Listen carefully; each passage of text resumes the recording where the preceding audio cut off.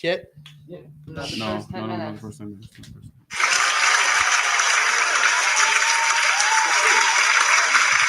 Oh, I can see myself. All right, guys, welcome back to the All Gains podcast, the best podcast in New Jersey, hands down. It's true. We have a great panel for you guys. That's not Before we get into it, like and subscribe to the channel if you have not already. It's going to be a really good show. We got our excellent panel for you guys today.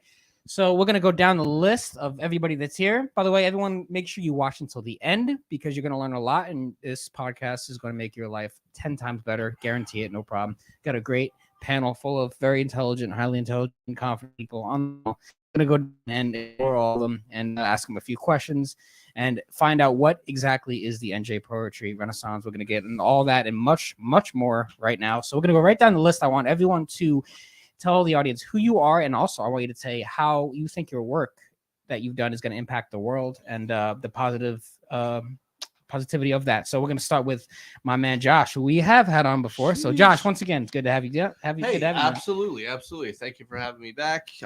Yep. Sorry. There we go. There we go. Am I? You're good. I'm on it. Okay. Oh, yeah. What was the parameters here? The parameters to tell everybody who you are and how your work is going to positively impact the world. What do you got, Well, buddy? my name is Joshua Fink. I am the author of The Bones of Madness. I don't know where the camera. There it is. Camera. If you want to indulge in that, that's up to you. How will I positively affect the world? I don't think I can. I really think I'm a detriment to everybody around me in every possible way. So, but I'm interesting and I'm fun. Can't ask for more than that. There you go. Let's move along. All right, Donkrypton. My favorite name of everybody at this table, by the way. Just want to point that out there. It's a great Appreciate name. it. It's a great name. All right. So, donkrypton, how do I think my poetry is going to positively affect the world? I've never thought about it in that scope, honestly. You're about to, my friend. Honestly, in this panel, I'm probably one of the youngest poets. So, not youngest person, but youngest poet, if that makes any sense. It does. It does. But I think that initially, it's just about me, kind of getting my life together, but sharing that everybody's human in some way, shape, or form. So we shouldn't have any problems getting together at any point in time because we all go through the same thing. So that's how I believe, at least my poetry right now, which would change the world. Oh, yeah. The golf clap. Yeah, the golf clap. The golf. My name's Cord Moreski, and how I think just how my poetry, or just everybody here, I think too, in a sense, is just trying to make poetry accessible for everybody, give everybody a voice, and just not be afraid of it. I think that's like really, really important. Oh, my name is Rebecca, and I don't really know if my poetry is going to change anything. And I'm not really here to do that. I'm just here to make you feel sad.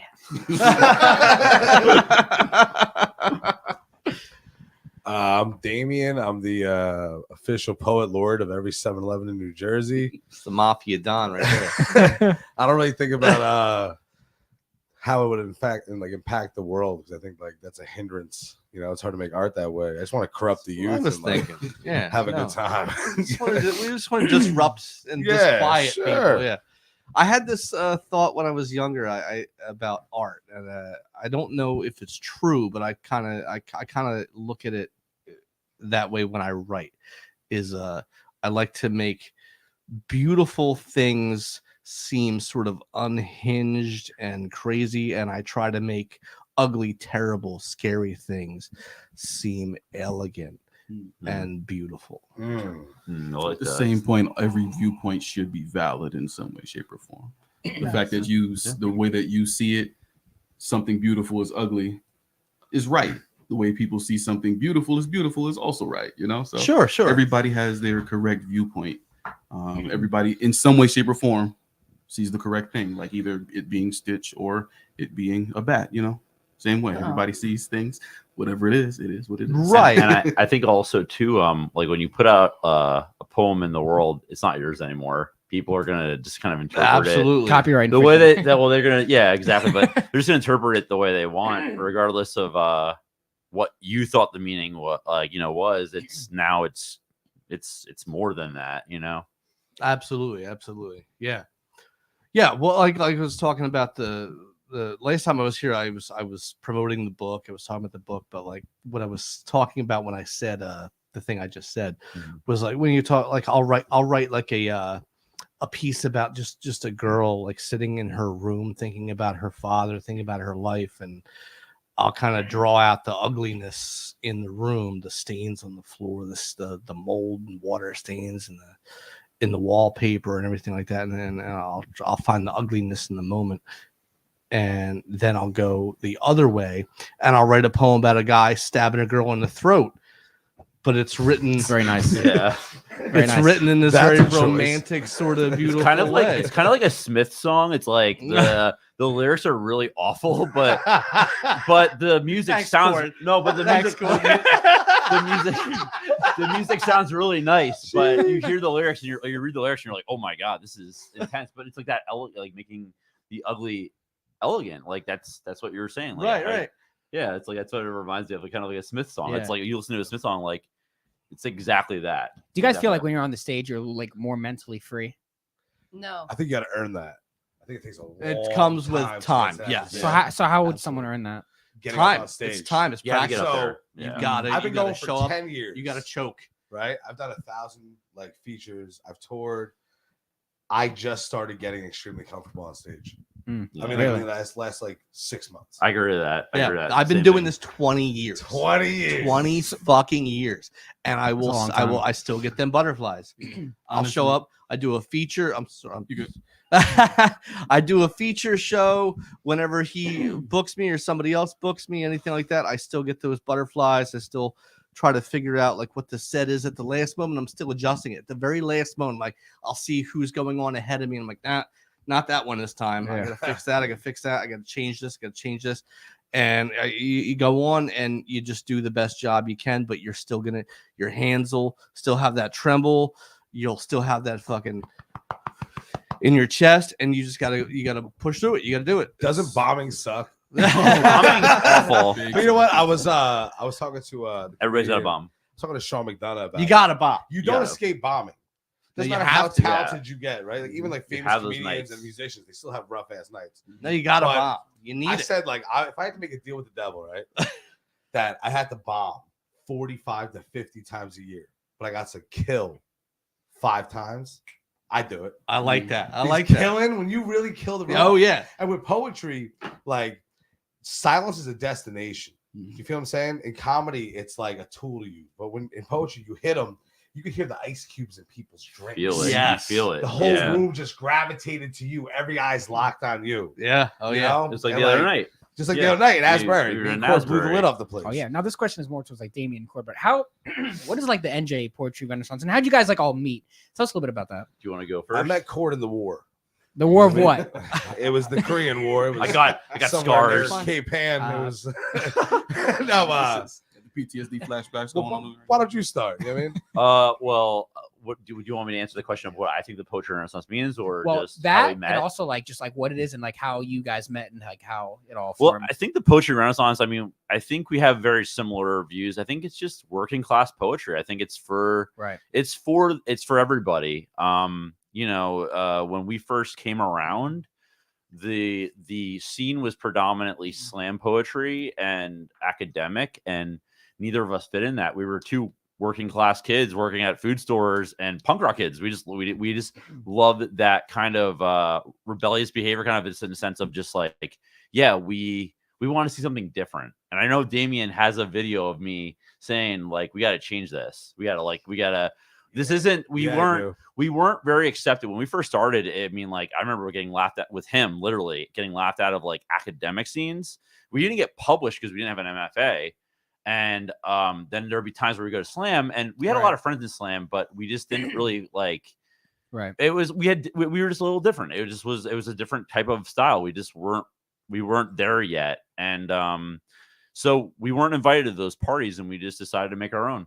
Well, And that was it. that's you the know? beautiful thing because, like, it's kind of like if if you don't know where you fit in, you make something that you can fit into. Exactly. Because you have to create something. Now, the whole Exactly. thing about this is that you created something. Now, we go through like we talk about like 70% producing and only 30% consumption. Now, it's kind of interesting like how it relates because you literally built something from the ground up. Now, not many people, now most people I would say they look for a tribe and they try to fit in that tribe and they see how can I make a positive impact. Well, you guys did is a little bit different. Now, you made a tribe. And now, because I've been to your guys' shows, there's new people all the time. Oh, They yeah. see it Oh, online. yeah. Oh, Now, yeah. that's one of the beauties of, even though I hate the internet, I also like it because it attracts the right kind of people that want to go in there. Hopefully, not too many troublemakers. And it's but poetry. It's right. hilarious. It's It's not. something- It's Oh, not yeah, a it's wild. band. It's It's not. absolutely So crazy. like the work that we've been putting in, everybody in this room, you know, like it's a lot of hard work. It's that's not. exactly- It's not for exactly. the weak. You And- have to constantly, And you know, like keep going. what I'm gonna say is like we want the freaks. We want the people that are introverted that sit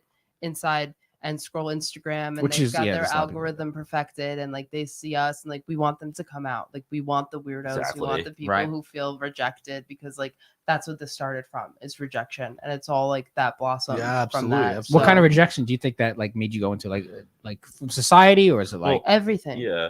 I mean, like everybody has a Right. personal sense of rejection between like Sure. Yeah. their families or like Mhm. how they grew up or like personal bullying or Yeah. like social bullying. Like I just think there are so many people that have absolutely no idea what they want. And there are so many people that show up to our shows right? once or twice and they're like, wow, like I really found my people. And then it turns out we're really not their people. And that's okay At least too. they tried. Yeah. At Yeah. least they Came out. tried. Yeah. And like I like whenever somebody new comes out, it's like, hey, what's up, man? Like, welcome, because good for you for coming out. I don't want to leave the house. Like, why would they? I know you got something to say. I just want to expound on that just for a second. Go ahead. No. So like my girlfriend Kate comes out to all the shows that I come to, and she's very supportive, and she's become a huge part of this thing just because she really cares about what we're doing and what you guys are doing and your shows. But she's proof to the point that you're making is like she started coming around and she's watching me perform, watching you perform and you guys, and then she started getting that itch herself. I was like, maybe I have something to say, maybe I have something of Yeah. validity behind the mic. So she started writing some stuff down and she started asking me like, is this cool? Should I do this? Absolutely, you should do I that. just think that And so she started I think performing that herself just the- because she the most important thing in life is comfort. And like the fact that we all do this and like we're all here because the five of us have really mastered the craft of performing. And like when somebody is good at something, they make it look easy. And I think when people watch us do poetry, they say, oh my God, I can do that. And I think that we bring like this comfort level, or we also bring like a humanity, because all of us get up there and we're like, yo, like I'm real fucking sick. Has it been 10 minutes? I'm so sorry. Yeah, it's been 12. You're good. Oh, fuck Yeah! Hey. I'm so Now we're getting to the real part of the show. What I think is the go ahead. like, oh man, like I'm so sad. Like I watched anime for 16 hours straight the other day. It happens. And like here I am now. And like I just think like it's so important to bring comfort to people, because like there's so many people out there that don't have any comfort. Right. And like I think that's what we try to do, is like make the stage itself look comfortable, where a lot of people are like, that's terrifying. Yeah. Like the stage can be a comfortable place. No, Right. I absolutely. try to bring everybody in. You know what I Right. mean? Right. Because like I grew up the outsider, and when I started with chord, you know, poetry like is like the bottom of the barrel. We both had tried music and all these Mimes different and things. ventriloquism are the only two things below. We don't talk Yeah, about for real. mine. That's We don't talk 100%. about That's a mimes. poem, But actually. the thing is this, right? It's like the world was shut to us, and like we felt really disheartened because Slam was seeming disingenuous, and then Slam didn't want to associate with us. We wouldn't do 3-minute poems. We wouldn't like mimic their style, join their Slam teams. You know? right. I had a Slam host in the area bring me up. It was like my first year doing poetry. I was 22, 23, and he said, all this guy does is write about drugs and jerking off. I was there. He was 24. I was 24. Okay, 24. You know what I mean? Give or take a couple of years. Sure. But like I don't even know why people like him. And then brought me up to the stage, right? So I made a rule to myself that if I was gonna host, dude, I was gonna be me, but I was gonna be accepting as shit. Yeah. I mean, I try to be like, I encourage everyone, Cord encourages everybody, we all do. Because the idea is that You want people to feel safe. You want Yeah. people to be- Yeah, I think a big part of that too is like we saw Slam, and then we kind of took a step back and said, wow, we don't want to compete against each other. Exactly. We don't wanna do that. Exactly. Like whenever any one of us gets published, gets an interview, gets a podcast, We're anything, supporting each we're other. Right. supporting That's each a other. win. That's a pushing each win other's for strengths. everyone. We're saying, I can't be Absolutely. here, but That's check how you out grow the this. scene. Like Fuck that's yeah. what you do. 'Cause that's Like, community. That's the most Yeah. important thing. No, about it. Fuck a absolutely. cash prize. We're building an entire fucking. I don't want to culture. score Yeah. You know what my I mean? friends. My God, Yeah. they went through this horrible trauma and they tried to make the most that they could out of it, so they didn't take all that hurt and give it to A somebody 4. else. And I'm gonna give Yeah. them Right. a 6. Yeah, like, come on. Oh, you went over 3 minutes, you idiot. I think the No, biggest, I hate that. Your the biggest trauma thing, does not entertain me. No. the biggest thing we're trying to do is not only accept everybody, but create a safe space for people.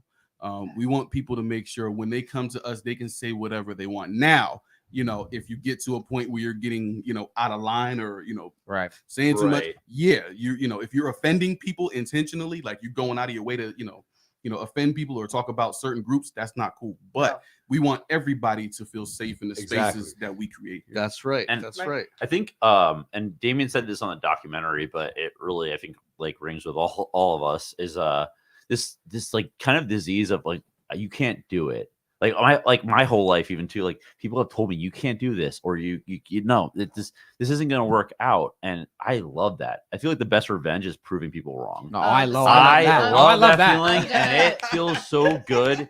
And to me, like I just feel like we all have that bug and you have to have that bug because Yeah. if you don't have it, you're not gonna I survive. disagree. agree. I don't have that You bug. don't? I am too exhausted. never mind. I am too exhausted to exist. Immediately, I know. Too exhausted to exist out of spite. I'm too tired for that Yeah, shit. I okay. can't do it physically myself. Like We are. I don't, but a lot of people do, and like I envy those people. And like, Right. fuck you, how'd you get all that energy? But like I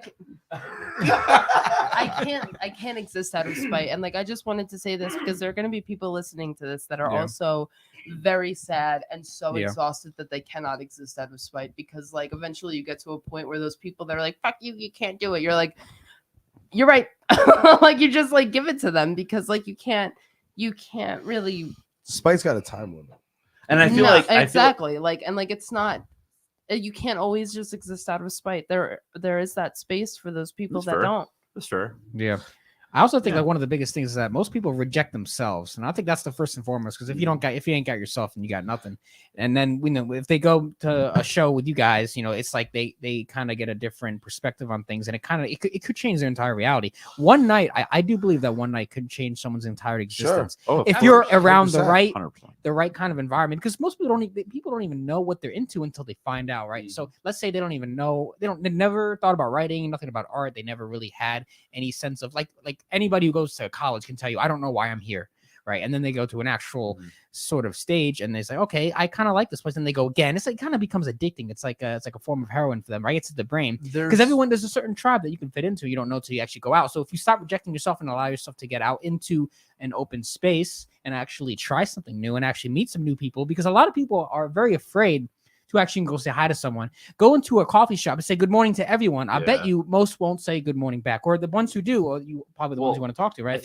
I think too, like it's just like like I said with Damian and I, like I totally agree with Rebecca. I do. I understand that, and I think providing these spaces for people, though, I feel like it might give them that spark. Well, but people need it's a also tribe, there's this safe space, right? People can. I mean, for God's sakes, like I remember like when I did Words on Me, and it was in Asbury Park in 2016, and like we had all types of people reading on our mic. It wasn't just professors; it was like bartenders, restaurant workers. That guy who looked just like Hunter S. Thompson. Just That like was Hunter S. questionable. It was Hunter S. We had, Thompson. we had John Poppy, who was a John gravedigger. Poppy. I mean, but people felt comfortable, and nobody like I don't know. It's like Kurt Vonnegut says it. You got to have an extended family. In this life, you don't have to agree with your family. Some people don't, and a lot of people don't. I get it, like 100%. So you find your family, and that's the scene. Like you meet people, and they have the same interests, and it's really beautiful. And I think like you go out, and like I see this all the time, even at Damian shows. I've seen it at a bunch of other places, but like one of my favorite things is like you'll be sitting there. There's a show going on, and there's like 50 people in the room, right? We're all vibing, we're all having a good time. And you just see these random people walking by and they're looking in and they're like, what's going on in there? And to me, that's like it's like, yes, that's what I want. Like Yeah. that's Just you that know, curiosity, come on in, right? Come Yeah. on in, like see what's going on. You know, It is the most beautiful thing when you have people walk in off the street to the shows. beautiful. Except for the other night at Puff Puff Poems, when it was like some woman's birthday, and no. she walked into the show because she saw through the window, and she was like, "Oh my god, it's my birthday! I'm 12 mimosas in." She disrupted the whole show, then began to strip and twerk on random comedians during the show, and I just wonder how she's gonna feel the next morning. You know what I mean? When they tell her that she crashed a poetry reading and twerked on people. You know what I mean? Sounds great to me. That's a Ladies rough and gentlemen, poetry, comedy, and debauchery. I like what we do because I often see that there are like visitors to what we do, and then they repeat. They come back, and then maybe the third, maybe the fourth, maybe the fifth, Maybe never. maybe the fifth visit. They get up on the mic. Yeah. 'Cause they start They to get the vibe. They feel like the the vibe. Slayer Yeah. Joe. like, oh, But also, like, realistically, there are tons and tons of people who, like, I'm gonna shout out Tom Gulstrand because he has gotten up on the mic, but like realistically, like, some people just come out and like they just support, and And I like love those that people too. are just as important. No, as no, anybody that's else. great. That's yeah. great. But I'm just like this thing that we do is so very inviting. We invite everybody. Exactly. Anybody. If you have a situation with your dad, get on the mic. Fuck that. If you lost your fucking job, get on the Fuck mic. jobs. If you took a fucking painful shit, get on the Fuck mic. shits. You can do it. You can just get on the fucking mic. We're here. We're here to talk about it, eat fucking chicken wings, drink cheap beer, and fucking chain smoke outside. Let's We're having go, a dude. good Where are the fucking time. chicken wings? Well, I say that all the Yeah, time. where's the chicken wings? Want my nuggies? Well, I say that all the time. It's like I think one of the worst things in today's, the greatest like challenge we face today, I think, is sedation. Sedation can mean many things, but it's like you can easily not ever go to a poetry show. You could sit in your room. Most people Right. do. Well, yeah, but that's the problem. That's why I think That society is the problem. Society's a little different now because most people can literally spend their entire life in their room. They can work from home, they can eat at home, they can have things delivered to their house. They never have to go out. But there is What a sad life. I Yeah, I think know. that's what happened to Nah, us. dog, that sounds good to me. but there are consequences to But I it. for think the that's what great. happened to us. I think that when the Renaissance started, it was at this weird moment where people were inside for so long, right? Right. Yes. Everything was on demand, That's right? The Really, Hulu, the HBO, the Prime. Paramount, whatever that's Paramount. You subscribe to Paramount, you're a weird person. But now, Hey, Star Trek's is great. Paramount's All right, influence. all right. But my point is this: I think people got like tired of being inside because I had an event right before the Renaissance. It was up Right. in New Brunswick, the best location, literally like 3 blocks from Rutgers, Chamber 43. Yeah. I showed chamber cantos, and I struggled to get 15 people in there. Oh, it's rough. Yeah, It's rough. hard. It was a beautiful venue. Beautiful It venue. was. I love They had a that. Beautiful. stage I think that's one of the last above the ones. coffee shop, right? So literally, the show gets canceled. That place gets bought out, right? Becomes like a yoga studio or some shit. Right. Fuck I'm- yoga. I'm taking the train home, and I got 3 text messages from the owner of Nip and Tug, Scar Reserve Room, and Brandon from Brew. They were like, "Would you want to do a show?" Literally, it was like a 2-hour train ride altogether. And I just said yeah to all of them because I said one of them's gonna work, the other 2 I'll just throw away. Boom, all 3 of them worked. But that was a several week difference. So I really think there was a shift in the culture. You know what I mean? That like made people want to come out more. Yeah. You know, Yeah. like I within think- Think like, I about think that. I jump on Think that a little. about that. yeah. Think Like- about that though. Like you had those 3 venues hitting you up, and you're like, yeah, something will work. kinda- Maybe something won't It's work. capitalization on loneliness. You're over. That's spot on. That's spot on. You're over a year though. You're over a year into this thing, and you're still running all 3 shows Yeah. Mhm. That was more. and filling the know. venues. It's Fucking weird. Nip Tuck is annoyingly fucking busy It every used to time not I I'm be. did there. it, just- and when it's too cold to go smoke Elbow outside, I to- won't even go. The outdoor fucking shows are elbow. the best ones though at Nip and Tuck. no, those Oh, are great. I You mean, But know? like elbow to Oh elbow. yeah. And you know what it is? It was like it's a jump moment because people were like a little bit hesitant with it, right? Mm. And then more people come out and like now they're like getting it. You know what I mean? Boom, you just pop in, it's a good vibe. Yeah. Everyone's hanging out. You know what I mean? Everyone's really the same age they're about. We're like all between what 22 and like 40. You know what I mean? Some Everyone's some older, welcome. yeah. but that's like the main age of everyone. So it's kind of like this weird social group that's formed, you know. I'll be dead soon, so it'll be a room. Well, God bless you. You know what I mean? Well, I'm writing a beautiful eulogy. Dog. Yeah. Well, how do you think that people could find a tribe, like find the exact kind of people that they could fit in by going to some of these events? You never fit in. If you're Okay. somebody that doesn't fit in, I truly believe like there's like this weird part of you that like genuinely never fits, like you never feel like you fit right into the chain. And like that's okay. Like it's like we're still looking and like we're still accepting of those people that like still feel like I don't really feel a total part of this, but like at least it's something to do. Like use us. Yeah, because I think some people My will dirty come in. poetry body for like what, like you know what I mean? Like Oh use my it- God. Well, yeah, use it but- for like use it like you know what I'm saying, but like use the scene for whatever. Like Yeah. if you want to come out every once in a while when you're bored, No that's one's gonna cool. judge you Some about people that, don't yeah. like live music because it's too much, so they'd rather see poetry and comedy. Cool, come out of when you feel like it. If you want to stay in your house for 3 months and watch The Grinch on repeat, I did that too. If you want to do that, we can do that. I like that. Because I I think some don't people, know. I think some people will come in and they'll naturally, it's not forced. Naturally, they'll find certain people that they connect with more, and they could literally form like trios or quadruplets Yeah. or It happens whatever. naturally. That's I what do I'm saying. too. Exactly. But You know, like right. you It's very don't, organic, but that very won't, but that won't happen unless you don't go for these things. Yeah, well, you have to leave the house. That's why it's so. But you know, and Right. that's why it's so encouraging. I encourage people to go out and see it in person. And- Don't catch the feed, I like do- the live feed. Go out and It's see the it. energy you I gotta feel. always, I say it way too many times a week. If you build it, they will come. Yeah. Well, some Well, people the are starting to second- forget The what second you contact open is. yourself, even like metaphorically, like away from the poetry scene, like the second like you build something for people to gravitate towards, they will come towards. So I think the problem is most people don't think they have anywhere to go until they find something that come kind of to pulls us. them in. right. Come That's to us. right. I Come to remember us. when I was young and I was in high school and just out of in my early 20s. I was asking my buddy Matt Fisher, who's a fantastic musician, and he was getting all this recognition for he's playing shows, he's doing the thing, and I'm like, where do I get that with what I do? Like, man, I wish I could help you, but I don't travel in those in those circles. I really don't know. And it took me a long time to find like-minded people who were just excited about performance of the language and the written word. And you know, but without this community, I wouldn't know Rebecca Weber. I wouldn't know Corberesque. I wouldn't know I Krypton. wonder if you realize, I don't know, like every day I look at my Facebook memories, but 7 years ago today, we were actually, Damian and I were hanging out at the Rev Lounge, and Damian and I Rev Throwback. Rev along Lounge with throwback, Chris yeah. Rockwell. Shout out to Chris Rockwell. Shout out. Yep. Sukan.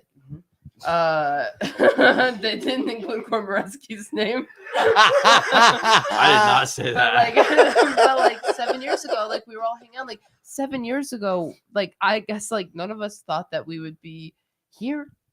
I guess Sure. you know what I That's mean. what I'm saying. And, You know, like, you that's- start somewhere, you're just a dude or a girl or whoever you identify with. You're just a person behind a microphone, and you've got some thoughts and you've got some shit you want to get off your chest. You want to shout out into the universe, and you got a shitty ass fucking PA behind you that barely fucking works. I love it. Hell yeah. I love it though. But you can make it. Oh, yeah. You Logistically, it's supposed to be in front. Yeah, it is. You're right, Don. You're right. 100%. Yeah. But you can project that, you can get that out, you can scream it, you can joke it, you can laugh it, you can choke it, you can do whatever you got to do just to get that catharsis, just to But feel that feeling is so. It's and like just so amazing. maybe I'm selfish, because I'll be honest with you, a big reason I do this is because like I live for that. I live for like when people get up there and they're like so honest. It's kind of like the and thrill as well, there, right? and, It like, is. I Right. take so much from that. That's that observation of when those people are being true people is where I get my poetry from. Yeah. And I like compile Yeah. all that from, and like I steal it. I am swiper, no swiping, stealing it. I am taking everything that you put out there and I'm taking it. And if that makes you not want to come, then don't come. Good artist copy. Great artists steal. Damn right. You know have what to. I'm saying? well, yeah, you can't see greatness and not even subconsciously emulate it. But You're that's gonna what's emulate important it in about some way. poetry is that even every single poem, this is my favorite thing about poetry, actually. This is what I tell people, and they're like, oh, poetry. every single poem, Yes. every single poem furthers the art one step. Yeah, it To does. every poem. I love that. And like when you hear a I love poem, even if you think like, holy shit, wow, that was garbage. There's some really bad poems There's out some there. really shitty poems out there. But like you say, like, I'm not gonna write that. But somebody else in the audience is saying, damn, I love that. Yeah. And like Yeah. what's That's fair. like we all take on the role of the observer. And like that's Sure. even with each other's poems. And like that's why every poem furthers every poet one step further. Have It's you really a ever tradition. seen me perform and you were like, "That's a shitty fucking poem." Speaking of that, Yeah. speaking of that, Joe Rosero asks, best or worst open mic experience? You guys can go Ooh. around. Oh, Okay, yeah. all right, let's So- round table it. Shout out Yeah, to stop. Joe. Start. Oh with no, Joe. don't let me think about it. Okay, no, I'm Thank gonna you. start because I actually know Joe personally. Uh-oh. That's like somebody that I know, so I'll start. I stopped doing mics for about 2+ years because one time we were at the what's it called? Scarlet Pub. The Scarlet Pub in New Brunswick. Yeah. And I got up there and I started reading my poems. And as I started reading my first poem, a group of very drunk people walked in.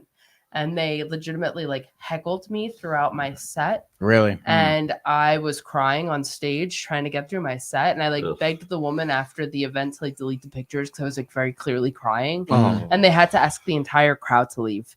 And like Jesus. beat that, guys, by the way. Oh, yeah, Gross. I'm Way to not. bring the Okay, mood well, down. But like I it's not didn't good. perform for like probably like 2 years, and I didn't want to do it. So that was kind of one of those physically like do it. things that you run into an obstacle and you have to figure out how you can handle that pretty much. Which it did take a little toll, but I think it seems like you overcame that experience, right? Because I mean, once you got back up there, eventually, but for a long time I wouldn't perform at bars, and even I mean, like it's been so it really probably, hit you like, basically, yeah. It's been like 4 or 5 years, and like I won't even now. Damien's like, you want to do nip and tuck, They're and I'm different. I feel like, like, I bars can't and do there's nip and different types tuck. of I feel like shows. I just feel like part of my poetry and like something I try to really project is like softness, and Right. like if I feel like it's just not for bars. Yeah. I will say that when I'm there and he's there and I don't see you, I do miss you. Oh, thank you. I do. I do. I'm like, where's Weber? Anybody Oh. else? Best or worst open mic experiences? You want to go next? This is the worst poetry my- slam ever in Kansas City. Yeah. So my favorite one was believe it or not, was like so when we did the PBS like shoot. That one, I don't know. This meant a lot to me. We were in what is it? Woodbridge. Yeah, we were in Woodbridge, and it just I don't know. There was a lot of history there. I've always wanted to read there, and I had a sling on. I broke my arm Threw the sling for off. Stevie Nicks. One winged dove. Yeah, One Winged Dove. It gives me flashbacks. And anyway, See Here Now Festival. Yeah, 2022. You can ask me for that later on. But anyway, so when I went up, I literally it was amazing. Like I threw my sling off. I literally they didn't catch it in the PBS thing, but I was like, yeah, get this shit off of me. And I don't know. It was really special because everybody that I love was there. And it was just really cool. I fucking almost cried. Like I literally, if you watch me in the videos, I was going through probably one of the worst parts of my life. And that was like hey, this is you're doing it the right way. You're going the right way, and that was like really, really important. And then my worst show, I don't know. So there's a Brighton Bar show that I did. Mm-hmm. And actually, that was my worst show. And I love Brighton Bar because I did like 3 shows there. And actually, one of my first features were at the Brighton Bar. Yeah, Brighton was my crush. But Shout out to it was Chelsea. like, yeah, but like it was like my second one. It was me. I didn't prepare. I went in thinking I was like hot shit, and I went in, didn't prepare for it, didn't have my set list ready. This is when I was a younger poet, and I just bombed, and I bombed gracefully. I went through it, and I know people were not interested. I was like, this is when I was like still trying to memorize my poems, which I don't really do anymore. And yeah, it blew up in my face. And that was, even though it was one of my worst shows, probably one of my best shows because it made me really humble. And I think that's like Yeah. really important. Like you have to be humble. Of It's like, course. there's like Douchebag. reality checks, you know. Like yeah, especially going up on a stage, you got to humble yourself. I mean, it's gonna humble you. It was a 'cause room people of- are it looking was- at you, waiting for you it to was speak. a room of like 50 people, and they were just Right. looking at me like, "This is." I mean, I literally was just this may be like 2 years in a performance. I was messed up, and that's why like I didn't practice like the whole week before, and I knew this was happening, and yeah, it blew up in my face, and I deserved it. That was like totally 100%. I've had many great shows. Okay, I've been blessed with great shows. I've had some really fucked up occasions happen to me on stage, and Here we go. when I first started getting features a lot, I met this comedian John Murdock, Mhm. right? I remember John. Yeah, we were trying to mix This is poetry and old comedy times. together back in 2013 and 14, and it failed horribly.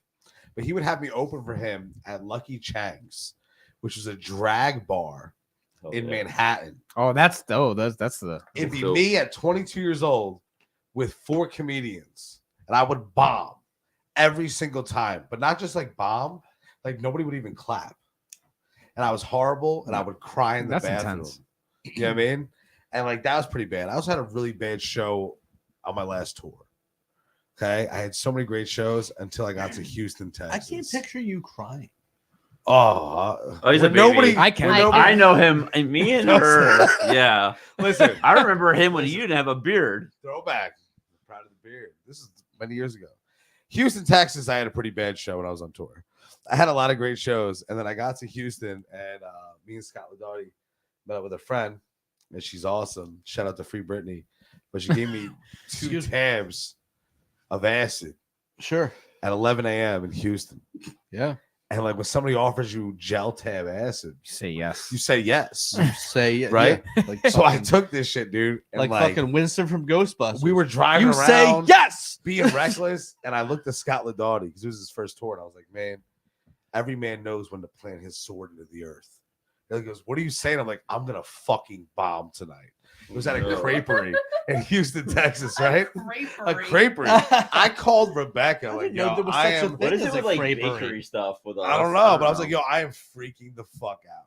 It's like 6:30, and I'm geeking, tweaking, bugging out on this acid, right? Creperie. And now That's the whitest shit I'm I've doing the bro. I was hitting him, bro. It's Houston. You know, I was hitting them, and I went like this with my hand real quick, and it looked like you ever see that movie Scott Pilgrim versus the World? Yeah, love it was like that. Great bro. movie. Of course you And I will. had to look at It's a the great audience movie. and go, "You got to give me a second." It was You rough. said that a few times. You know, Everything digitized. oh, it was horrible. And like, you know, I bombed kind of gracefully because I kind of like tried to have steer to. myself. Yeah. But it was bad, bro. All My right. family walked in. I was seeing double. Oh shit. Horrible, horrible time. Don, what about you? Oh, God. I was trying to avoid. I was trying to stay out of the way. Oh, I know. no. I'm like, you're quiet. You're in the We middle of all me and gotta Josh, do it. but I'm like, I want to hear you, man. I would say my best shows were the ones that I hosted for sure. I started hosting shows probably the middle of last year, and it was so much fun. You know, not only having the people from the area come out, but Right. having my friends come out Right. and support me. Having people I didn't know who did poetry. Hey, let me get on open mic. Like, yeah, you want to go? Like, all right. So Very cool. getting everybody together and being able to introduce and let people know that these are my people, these are my best friends, and these are the people who started yeah. it here. Come on out. These are this is something you should be paying attention to, and just being able to make sure that my people shine, my friends shine. I think those were definitely my best shows. That's great. My worst shows are the ones where I believe everybody is used to it. Completely bombed on stage. It's like you have to. It's like one of those. It's like Oh no! So right right It's to like- pass it. It I really mean, is. honestly, like even if you killed the poem, like I was completely jacked up. Like I would say, first time I bombed really badly was up in Newark. Shout out to my Iowa Cry Out Cave. And I had for some way, I had gone through about a fifth of Jack in about 20 minutes. Oh shit. Hell Beast. I love that, yo. That's amazing. Oh yeah, I mean, I was good. I handled it. And I got on stage. You I did what I motivated me, needed. yo. We gotta get that. Shots Yo, tonight. Come to tour with us. Yeah. So yeah, do what it is. Like, all right, let me get on stage. I was doing my thing. I was an open micer at that point in time. So it was like, all right, one piece to get off the stage. And I'm like, all right, yes, what's up? All right, so I'm gonna do this second piece. And they looked at me and said, no, one piece. Like, what you gonna do about it? And then like I sobered up real quick. I'm like on stage, everybody's looking at me. I'm like, I'm gonna give you this mic back and I'm gonna walk. And that was it was Jackson. I would have been like one piece, and they were like one piece, and I'm like the anime. What episode y'all on? Because like it's too many. Let me get that double fruit, my guy. I mean, it takes a lot to actually get up there and actually like speak your mind. It does not. You don't think so? Okay. It takes a lot to do it yes, eloquently. I do think it. Yes, but I don't want people to listen to this and feel intimidated. Correct. Because like it, I want to say it doesn't take a lot. Because if you get up there and you suck fucking shit, You still got applause. it's okay. You're still gonna get applause, and you know we're still gonna be like, "Yo, what's up, dude?" Like, and if you come up to us and you're like, "What can I do to get better?" You read. So And like we're like, Right, there's like you just have to try. It's like so what? Yeah. and, So like, what does it that's take to hard. get the confidence to go up on stage for the Practice. first time? I think You gotta like, do it. once You just come gotta out, do it. I think I'll okay. So here's where I'll be honest. I think people have to come out, and a lot of people that don't want to get up and read on the mic, it's because they have this weird ego that a lot of people our age grew up with.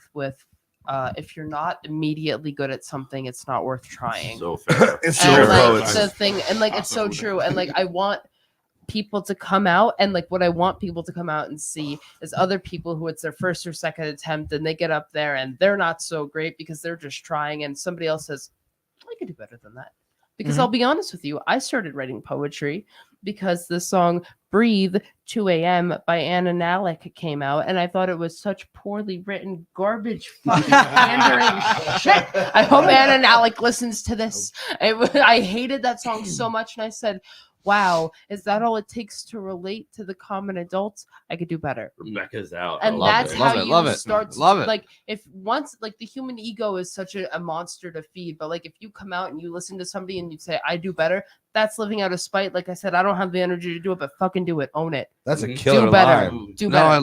I love the first time I saw Don, he was clearly nervous. He was shaky. It was very apparent that he was trying something new, and the audience was receptive and perceptive to what he was doing. Right. He did a great job, but it was clear that he was shaky and he was nervous. He was tripping over his lines, and he was in his own way. You're in your own way. But then I saw him maybe 9 months later, and I hadn't seen him since. So there's this huge gap of time. And then I see him like 9 months later, and he has the mic, he's got the stance, he's got everything. He has done his work. Oh yeah. He has put in the time, and he is owning the audience. He's putting it down. He's fucking nailing it. And I'm like, that's what I love about this. I'll say it To watch now. somebody grow as a performer, I love I'll it. say it now, and I'll say it again, and I'll say it again, and I'll say it again. Oh, no. 2023 is the year of the underdog.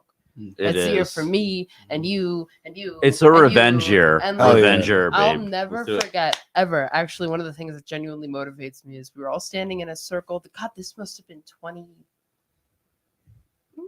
like 16, 17, something. I call it my Elizabethan era because Oh, because Court thought my name was Elizabeth. And like Here it comes. we're all standing in a circle. We're at Espresso Joe's, and like I'm standing outside the circle, and there's Damian and Cord and a few other people. And Cord looks back Nope. and like doesn't pay You're attention wrong. to me. No, I'm not wrong. Oh, It was at Papa Oh. Ganache. No. It I'm was talking at about two Papa. different things. did So you I'm guys talking- there's- realize they're that all we standing in a- never got to my worst story? Okay, hold the fuck up. That never happened. Hold on. Cord's standing there, and he says, "Hey, Please don't hurt me. I will. She's hurting me right I'm now. gonna Enjoy go it. lay That's down. my whole goal." Cord looks at me and makes sure I'm not paying attention, and then he turns back to the circle that he's with, and he says, "No, Rebecca's the sleeper. You don't understand." And like ever since then, that's been like my thing is the sleeper Right. because like A lot of Cord just, naps. like No, she is a lot of naps. Is. But sometimes you have to be the cryo crusader. Josh, I would love to hear the story of the time that you bombed the hardest. If you didn't remind us, you'd have been all right. But No, you done messed up. Go ahead. Yeah. No, I feel like I should be part of the club. You know, we're all sharing the story. I kind of got skimmed over. Is everything okay? You're good. Okay. Yeah, we're talking about All right. getting chicken nuggets after. You guys are all. You're good, It dude. looked like you guys are all talking shit about me. while I want You have chicken my nuggets. Bro, you got a after. Hawaiian shirt on, bro. We ain't talking shit about you, bro. It's a club. Bitch. Don't make me throw it off. So, They might get more plays for that, actually.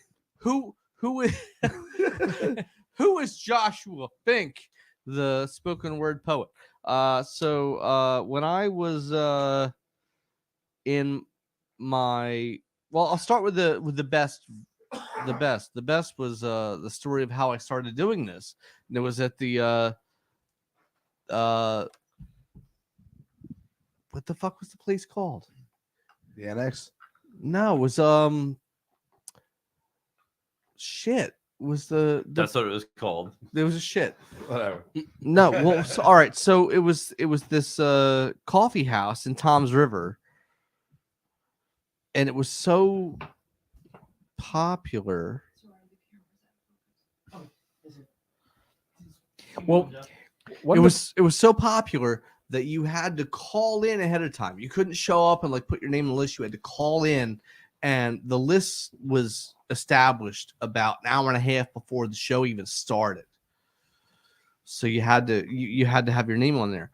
Well, I used to go there with my musician friends. My friend Keith McCarthy is a great singer-songwriter. My friend Matt Fisher is a great singer-songwriter. They would go when they would do their things, and a couple of our buddies would also go up there and do their stuff.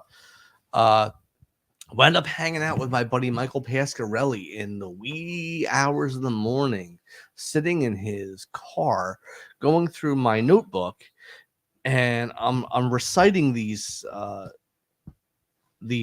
pieces that very, very, very rhyme heavy, compound rhyme. I was experimenting with it at the time. These are pieces that need to be performed. These are performance pieces. These are not for written word. These are performance pieces. You need to be performing these. So, okay, well, maybe someday. So the next time we're headed up to the coffee house to watch our friends, he goes, "Oh, by the way, buddy, you got the number 4 slot. You're booked. You're on the mic. Like, you better be kidding. I'll break your fucking nose." He's like, "Nah, dude, you're doing There's so if you don't understand, there's when you're booked for a show, there's Right. different slots.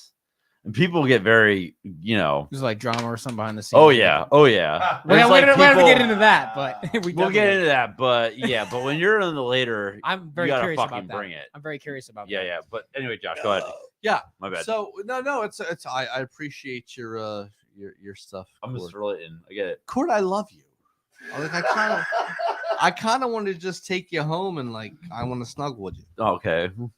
And Sorry, Joe dude. Poetry Renaissance. Okay, Notice no to ask Cord on this podcast, how do you feel about the Facebook groups of things like Sling Daddy, Oh, fuck my pussy? no. Because like, I'll be honest with you, I like somebody invited me, Alex Ragsdale, actually, shout out to Alex Ragsdale, invited me to join that group, and all I could think was, this is cringe. Like it's like I want to It's like 100% I hope fucking Becky cringe. Terranova sees this. Becky, that's cringe. Stop doing that shit. Like Cord is all of our friends. Stop being like, oh, I want to fuck you. You broken arm daddy. Stop. Please stop. Everybody We're past the stop. 10-minute mark, Just right? leave Okay, Cord alright. the fuck alone. Anyway, I just kind of want to be. I'm a simple man with this. I'm a simple farmer. You know, I will not I'm join doing that. my thing. Let me wrap this up. It's not But much, anyway, but it's Josh, honest tell me- work, We're back dog. on. All right, back to Jeff. Let me wrap this up. All right. So that was the first time I ever did was ever behind a microphone in front of an audience, and it was electrifying. It was something.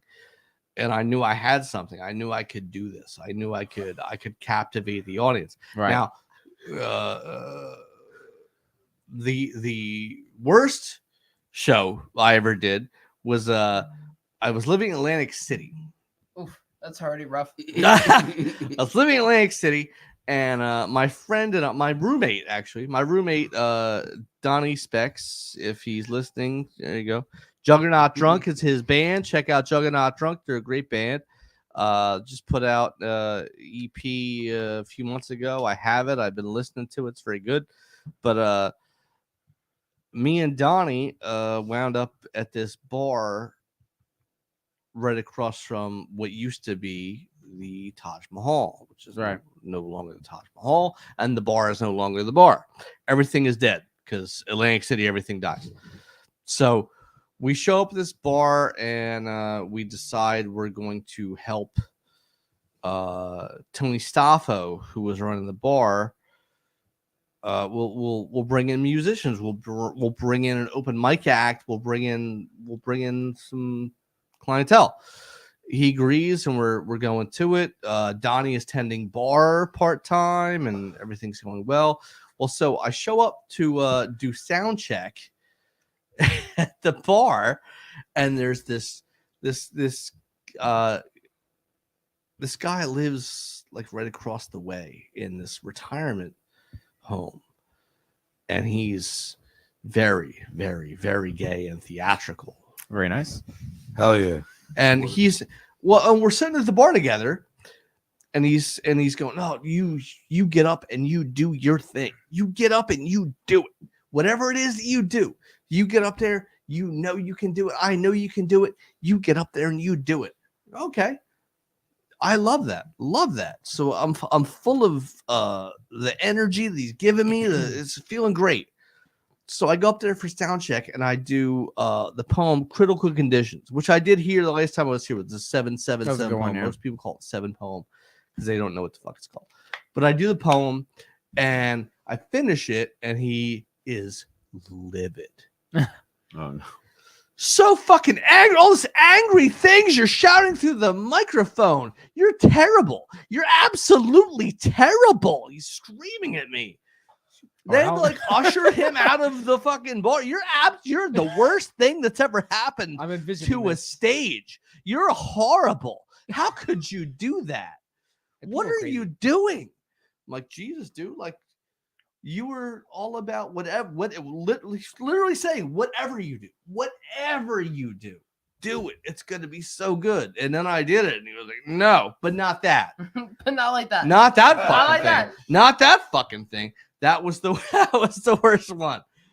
That guy. I could actually see that happening. But people are just lunatics sometimes. I'll tell you. We have to do that all the time. It's always terrible. Like at Nip and Tuck, we always get those drunk bar patrons. You should stop doing this and blah blah blah. Like, get out there. I love people. And we shout them out the bar every single time. We had a show, Damian and I. It was Punk and Poetry in New Brunswick. Hell yeah! It was a house show, and it was awesome. So like we went up, and I was reading, and there was these college kids that were like heckling us from the other side of the street. And we were very nicely telling them to shut the fuck up. But I told them that if they wanted to press their girlfriends, they should take off their bra straps without looking, and they didn't like that very much. And the whole crowd was like literally on my side. We were like ready to go over. It was awesome. It was cool. That's good. Yeah. No. When I perform, dude, here's the fucking rule. You're gonna listen. You know what I mean? I don't compromise. I'll walk around the bar. At Nip and Tuck, I've been known to stand on stools. I'll scream at people. And like I demand it, dude. Give me the attention. I'm fucking here. Give it to me. I'll march right to the bar, to the back of the room, and scream in people's faces while they're drinking. We do it. Fuck them. You know what I mean? Like that. You're here for tonight. This is the night. This is why I'm here. You picked the wrong bar on a Monday, my dude. You wanted to watch Monday Night Football? Psych. Not tonight. Man, I kind of like the haters. I mean, because they could bring out like that, maybe a little bit of ego, that competition kind of vibe, right? Because like I just like I like the same thing. It's like I love proving people wrong, because I want people to say you're never gonna do it. Like, yes, I needed that. Like, good. A little punch in the ego, good, because now I must. Well, I that's cannot. Exactly how I am. I must rebel against what's told to me. It's just in my nature. I must rebel. If you tell me wear a mask. No, I can't do it. That's just me. Don't storm the Capitol on January 6th. I'm gonna be there. Oh, no. I feel you. But no, I gotta go in. Nancy Pelosi's desk. I'm coming. But that's how I am, man. People Now I always, gotta shit on this desk. people always tell me, like, tell me I can't do something. It's gonna make me want to do it, right? Uh-huh. It's always the case, and really, like, but also haters come in, and you get people who just don't want to see you succeed. Instead of sitting at the table with you and breaking bread, you know what I mean? They'd rather come against you, talk shit online, and A lot. in the beginning, you want to react to these people because you're so close to them, right? You might be growing, the shows might be growing, but everyone has access to you, so you feel personally responsible for everybody's feelings. But the more that come in, you're like, wait, I don't have to answer anybody. So the detractors who talk shit and do whatever in any group, you just gotta ignore them or make really good fucking poems about them. Boom. Yeah, it's one of the other. Get art from it. Like, I want to destroy them. No, So, absolutely. The thing is, you're damned if you do, damned if you don't react to some of these people. You know, if That's you go, a if you go fact. back at Facts, them. you can destroy anybody you want, but if you're destroyed, what's the point? Well, you have to Exactly. understand that if you're putting yourself on a public platform, whether it be online or not online, People are gonna hate you. they're gonna hate. You have to. It's part of the game. There's no actor or anyone ever famous not had someone say their work sucks. It doesn't matter. You got to keep going anyway. You got to still stand up on the stage and talk. Otherwise, it's on you. And It's the on more you. people If comment, someone for says the algorithm. if someone says you should never do Thanks it for the again, algorithm. Yeah, exactly. because they're gonna come. The haters are gonna. You're gonna get the critic. And you know what? Honestly, it's like, okay, just, critics have to- I wish you the same luck you wish me. That's all I say to them. You know, Cord I wish. always taught me to tell people, I hope you get the day you deserve. I hope you get the days you deserve. I just you take know? my dick out. That sounds. I mean, that's one way of handling it, but that's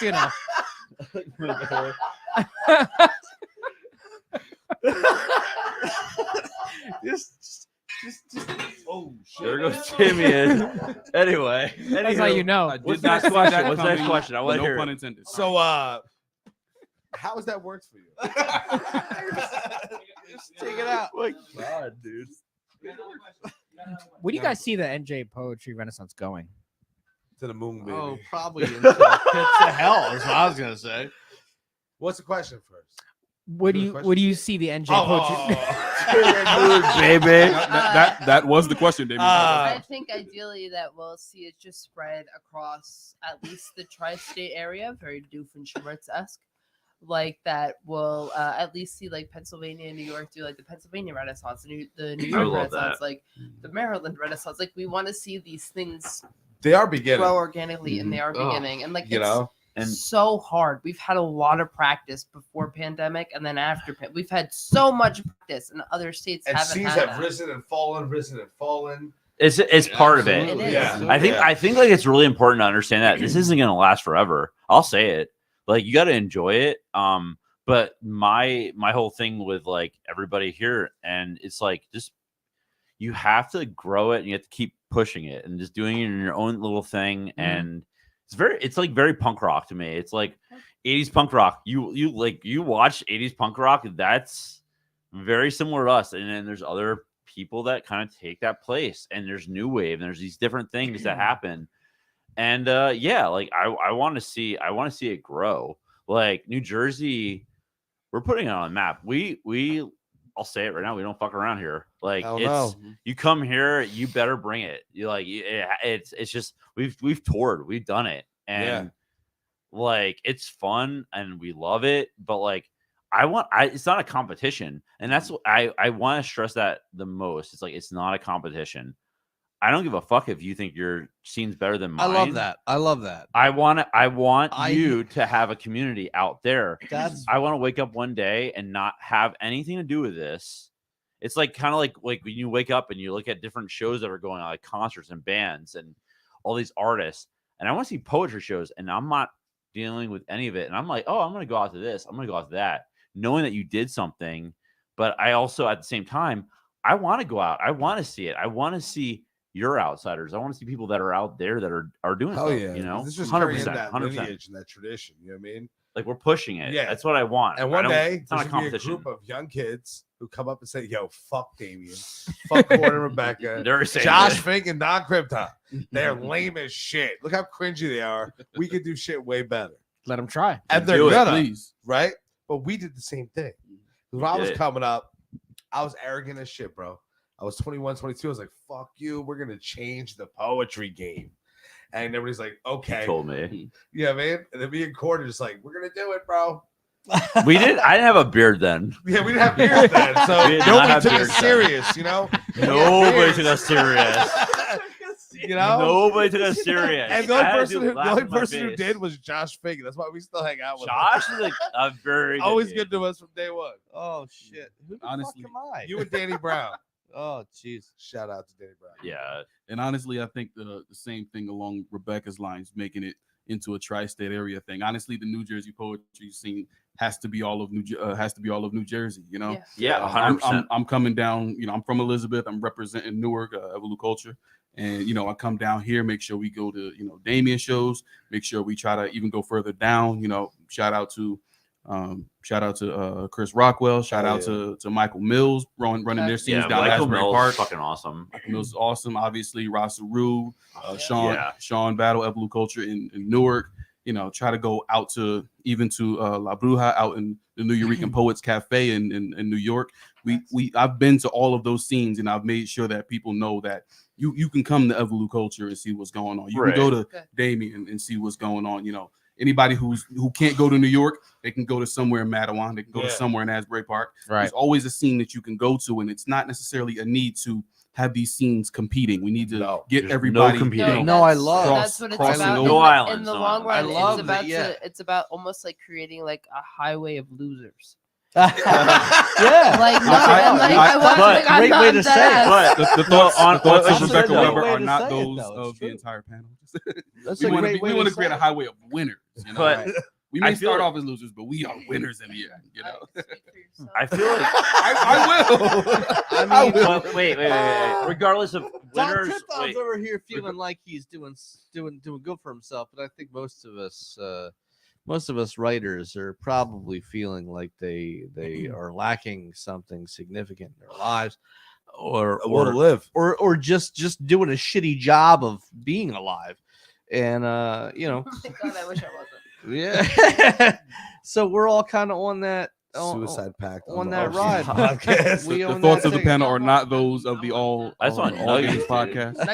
Well, Just that'll so give y'all you know. death anyway, but- But I love showing up to like Eventually, Cord's mic was always very inviting, and the audience was always very very welcoming. I always love seeing Cord. He always gives me a big hug, and Dude, I love you, man. I love you too.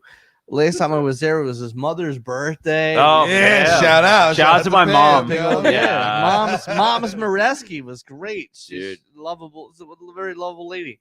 But yeah, it's such a great community. You know, we include everybody, and we take care of each other. We look at each other, we help each other out, and we're always after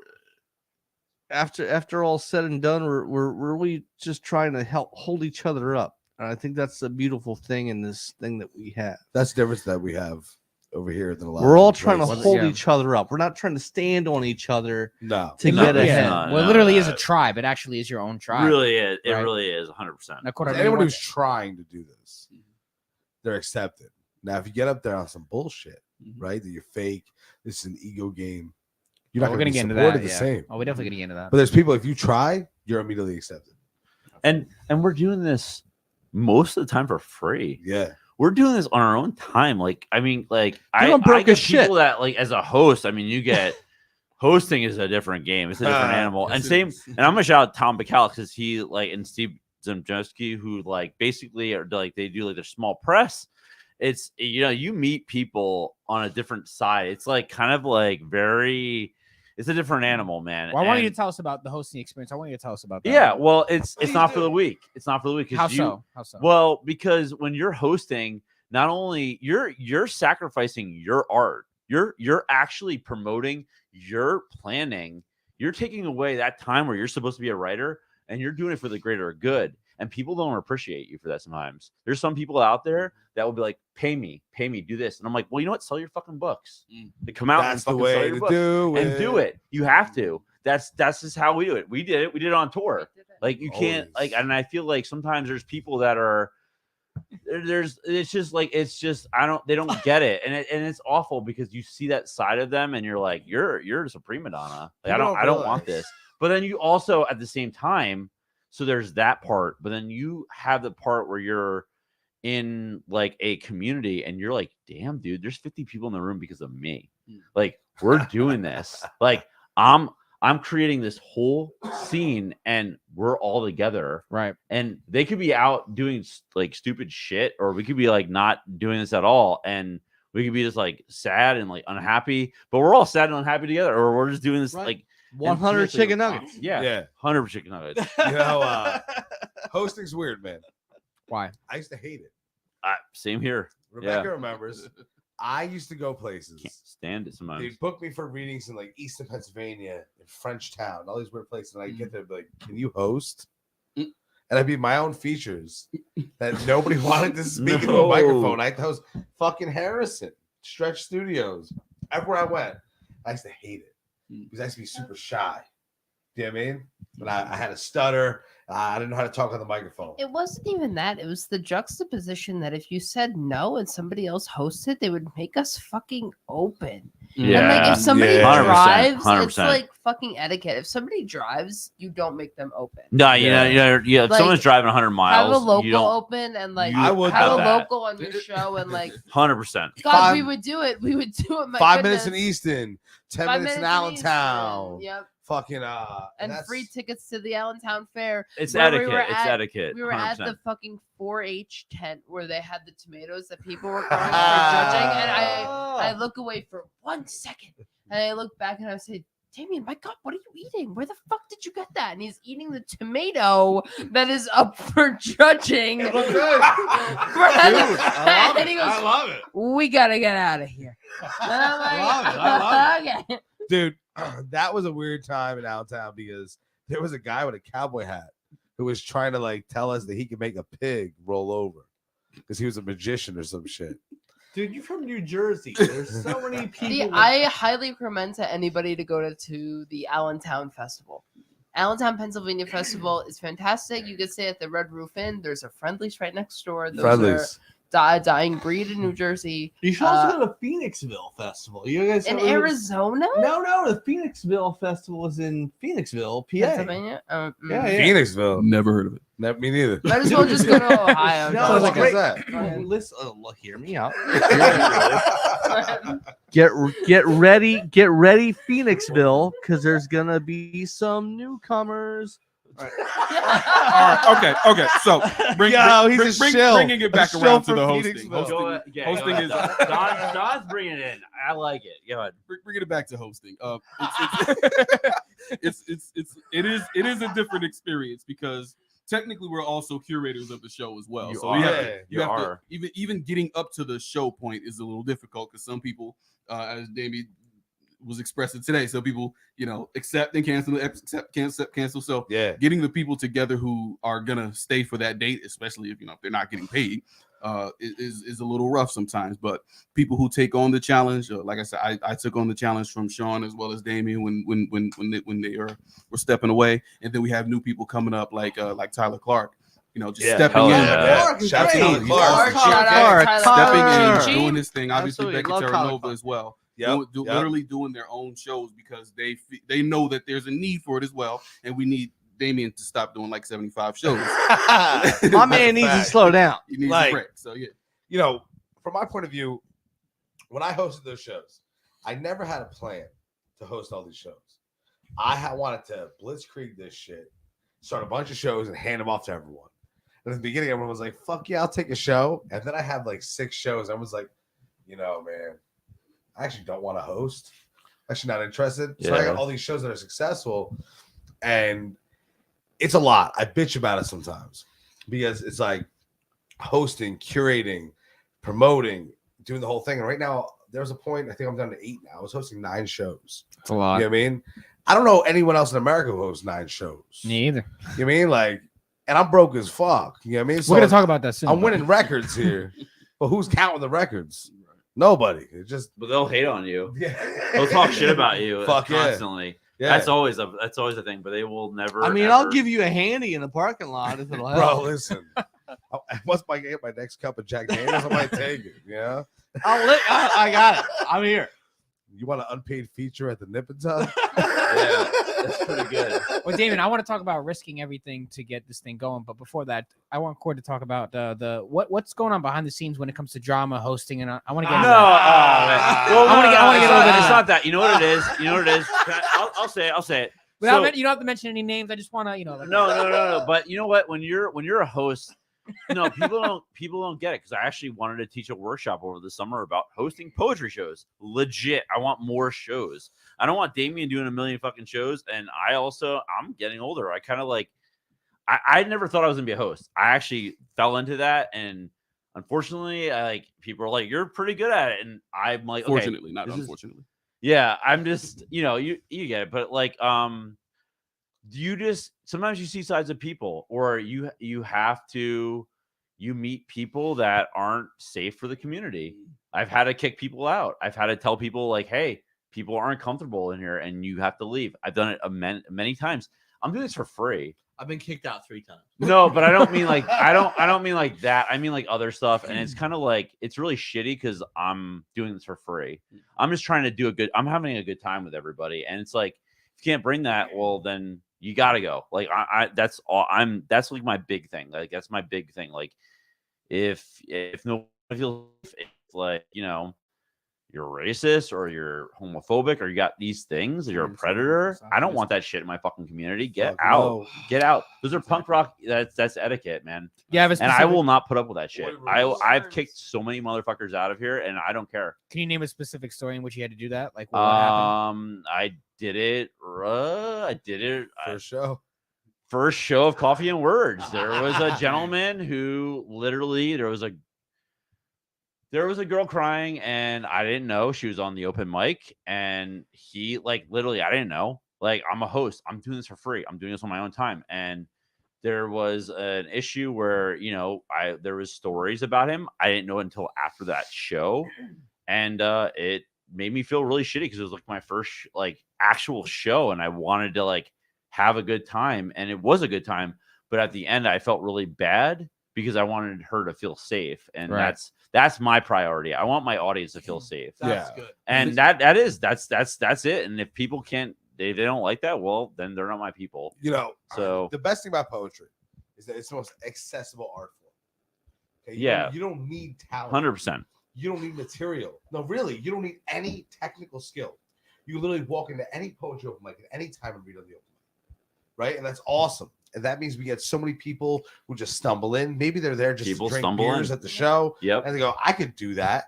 And maybe the first time it's dumb, but then they actually put practice into it. Right? You got to remember, it's a public event. The problem is these are things that happen. With the doors wide open, you also get snakes that slither in too.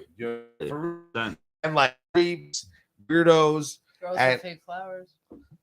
Oh my God. Yo, listen, there's been some things that have happened. But the point I'm making is that you let those snakes come in, and you just have to be vigilant about it. I've had to kick out several people for being creeps. Very few. You know what I mean? I also had a young woman at a show. Right. I know. Go into it. Yeah, go ahead. This is early, okay? And I'm hosting Scarlet Reserve Room. The open mic ran long, puff poems, and it's about to be 11 o'clock. And there was a singer, and she was known in the community as Yikes. The reason why she was known as Yikes is because she would freak out and destroy things. Now, really, as an open mic host, that's not good. I can't pre-ban somebody. I don't even have a contract with these venues, bro. So what exactly would she do? Exactly. She was known to freak out and destroy equipment and destroy things. Now, I heard the rumors, but I can't pre-ban somebody. Right. Because of a rumor. Right? I don't even have the ability to really. Technically, I could if I could pressure the venue. But it's not my building, right? I'm just literally running an event. So she shows up and she's singing and her voice is cracking, but the audience doesn't care. That's the best part about these Renaissance shows. People are clapping and singing and whistling, and she just snapped. And this woman threw my amp 4 feet across the room by the microphone and began to scream and growl and hiss into the mic and then kicked the front door off the venue. And ran off into the night like Batman. The entire amp? Yeah. The wheels broke off the amp and everything. Yeah. So Yeah.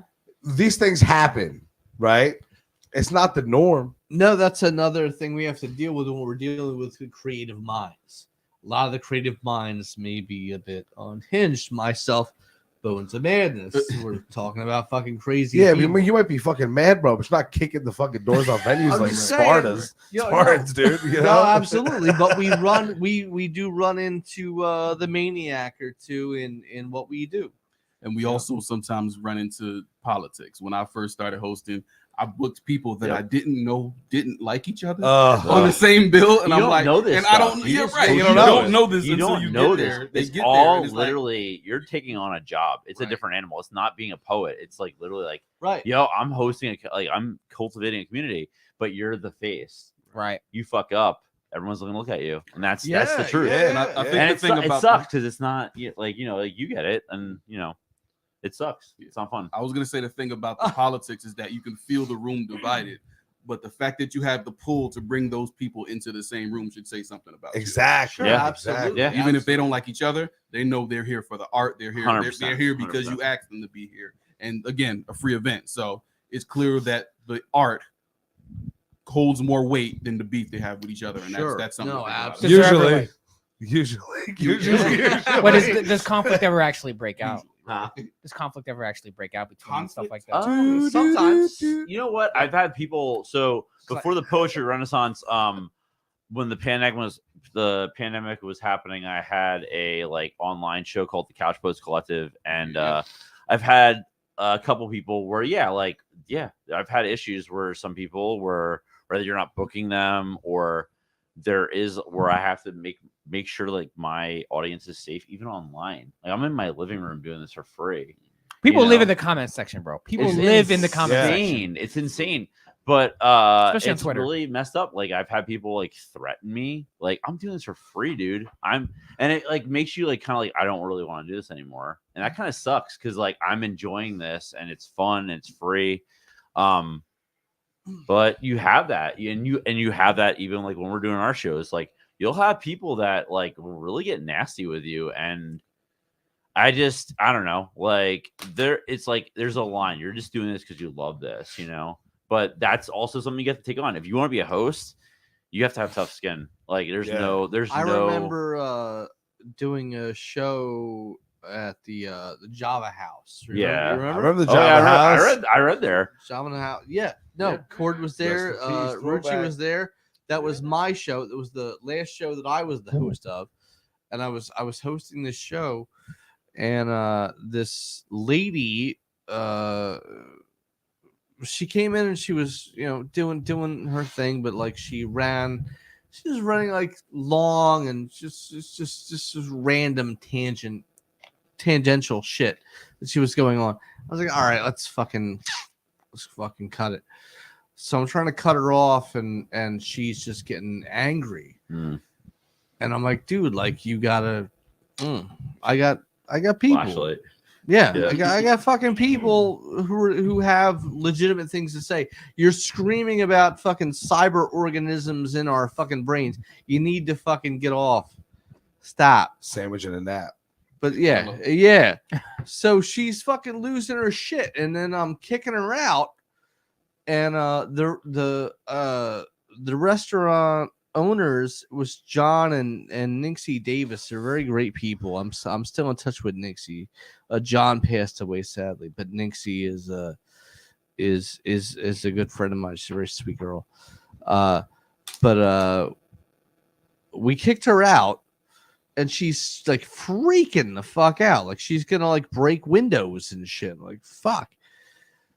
And you're like, man, you just it's a thing. It's a thing you have to roll the dice with when you do this type of thing. When you work with really is. when you work with these types of people, you're gonna work with all types of people. You're gonna work with donkryptons. You're gonna work with you're gonna work with Chords. You're gonna work with Ruccis. You're gonna work with Finks. You're also gonna work with some fucking maniacs. Yeah. No, that's right. Who are losing their fucking shit All poets are maniacs. in the middle of the fucking night. Yeah, But you're the face. and you have to and they all go through it. everything Face, everything man. comes back Regardless. on you. It always It does. all comes Yeah. back on you. Very hard. They're like, hey, why did you let that happen? I didn't fucking let that happen. Yeah, You just gotta be I'm in- stoned enough to just like air glide through it. You know what I mean? Absolutely not. Absolutely not. do you think? I was gonna say, try to set the vibe before people get on there. Every time, Evolu Culture or even I host my shows, we tell them basically the same thing. No racist, homophobic, transphobic, Yeah. misogynistic, misogynoir, rape culture perpetuating, predatory to the head ass. Words or actions will not be tolerated. Dude You'll be just shown the memorized door. it. It's awesome. You come in and you break my equipment, I'm gonna bust your ass. Hell yeah. My people gonna bust your ass, and then you will be shown the door. I love that. I love and that. if you decide to destroy the establishment with whether we pay for it or not, Right. the owner gonna bust your ass. I'm gonna bust your ass, and then we gonna show you the door. I love that. And it's So- sad. It's Well, sad it's that, sad that he we has have to to say say that. It's sad, but we have to say it. But we have to say that Yeah, because it's fucked up. in other words, just like Josh said, that comes back on us because we allowed those people on stage. Right. Yeah. But also, Put the that on thing is you. this: how beautiful is it that we can provide a platform Yeah. for even those people, Mhm. right? Like now, here's the deal: Well, the person who it's I don't know, kicked the man. door it's off. good that we allow crazy. We need little crazy. But also- It's good There's to a give line. them. But But yeah, like Court said, there's racist a- the whole there's nine. a You don't line. let We them. need a lot. Now We've we've been blessed that we haven't had any real drama. By real drama, I mean like we've had issues, people dating people, issues, squabbles. That's normal for any sort of cultural group. But in a lot of other scenes in other places around the country, they've had sexual assault allegations. They've had huge things that destroy the community. But our organizers have been vigilant enough to not let that transpire. Really, all the drama's been stupid. Mhm. You know what I mean? Like, and there's been scenes where there's lawsuits involved. Shit happened in New Jersey years ago. I'm not going to bring it up. Yeah. There's a I huge know. issue that happened, I know exactly. and we just don't tolerate the creeps. You know what I You mean? can't. I won't tolerate can't. that shit. And You know? some people can't even hold their alcohol either. So it's like if you're in some of these venues and some I had my first dude pass out the other day at a show. Right, it's also Yeah. Yeah, tell us about that. Yeah, it was Puff Poems, dude. Shout out to this dude. Supposedly, he was on heart medicine and like slammed a bottle of wine. Oh. Hell yeah, this is That'll do it. It's not a relapse. And it's like performance art. sometimes but- they forget to put the vents on, so it's a very Right. smoky room. That is not actually factually accurate. They always have the vents on. Okay. They're literally trying to get their Anywho. title I'm right. not stepping into that shit. No, I didn't. Nobody's in the The venue. opinions of the panel are those of the panel. Nobody not named of the those venue, of so All fuck Games off. Podcast. Oh my Thank you very God. much. Well, yeah, this Me guy and Don ate ass Krypton are gonna get out of here. twice. You guys keep talking. What the fuck was that? Fucking white people. Oh, here we go. Did I call it? Yo, Fix Kramer moments coming up right now. I'll say it. We don't do that. Thank you. Fucking thank you.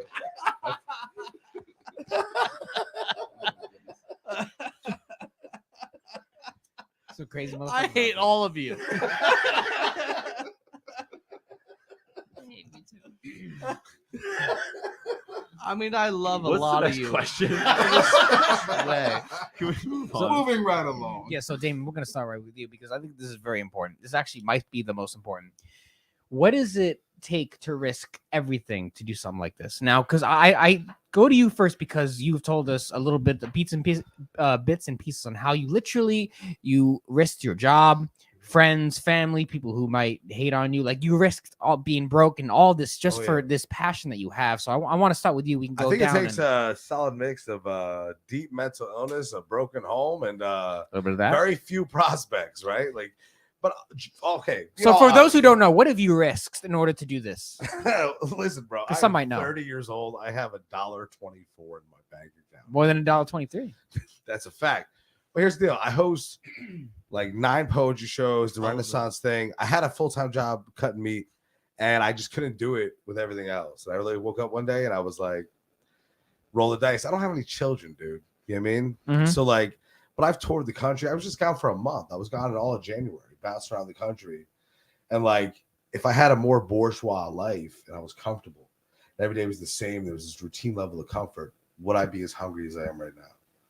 Would I be swinging every chance that I get? Probably not. I'd be home watching Hulu and jerking off on my nice couch. You could. You don't have a couch. I don't have a fucking couch. That's why I do this shit, dog. You know what I mean? Yeah, but but it takes a certain mind to actually say, I'm not gonna do this corporate 9-to-5 gig. Instead, I'm gonna go out in the street and I'm gonna go perform with these. I'm gonna host. I'm gonna do whatever it takes to get this shit off the ground. And then you do it, and then you end up building this community and you meeting all these people. But it comes at a cost. Now, the average person can't do it. Well, they think they can, at least, because it takes a certain amount of risk and a certain amount of investment. Now, that's the keyword, investment, because you have to literally put your soul into this. Otherwise, it won't work. If you don't come in here and do the work that it takes, and if you don't risk all the hours you could be at shop or whatever job you may be, like, you can't do it, because time is the fire which we all burn. And if you can't find the time to do something like this, and most won't try it, so risking time and energy and everything that it takes to go into it, that's the big. There's no path that's guaranteed, right? So when I got back from Missouri, me and Rebecca, like, Cord had couch poets, right? All right. Everything was on Zoom. I thought that my whole career was over. Me and Rebecca had like a real conversation, like, we're gonna like straighten up and we're gonna get like real jobs. This is a fun thing we did. This is where you So- play the Price is Right sound effect where everything fails, and it's like bum bum bum bum bum. Thank you, Mike. but like, so what happened is that didn't happen. But the real roll of the dice is to say, fuck it, I sense something happening. We've all done that in some aspects, right?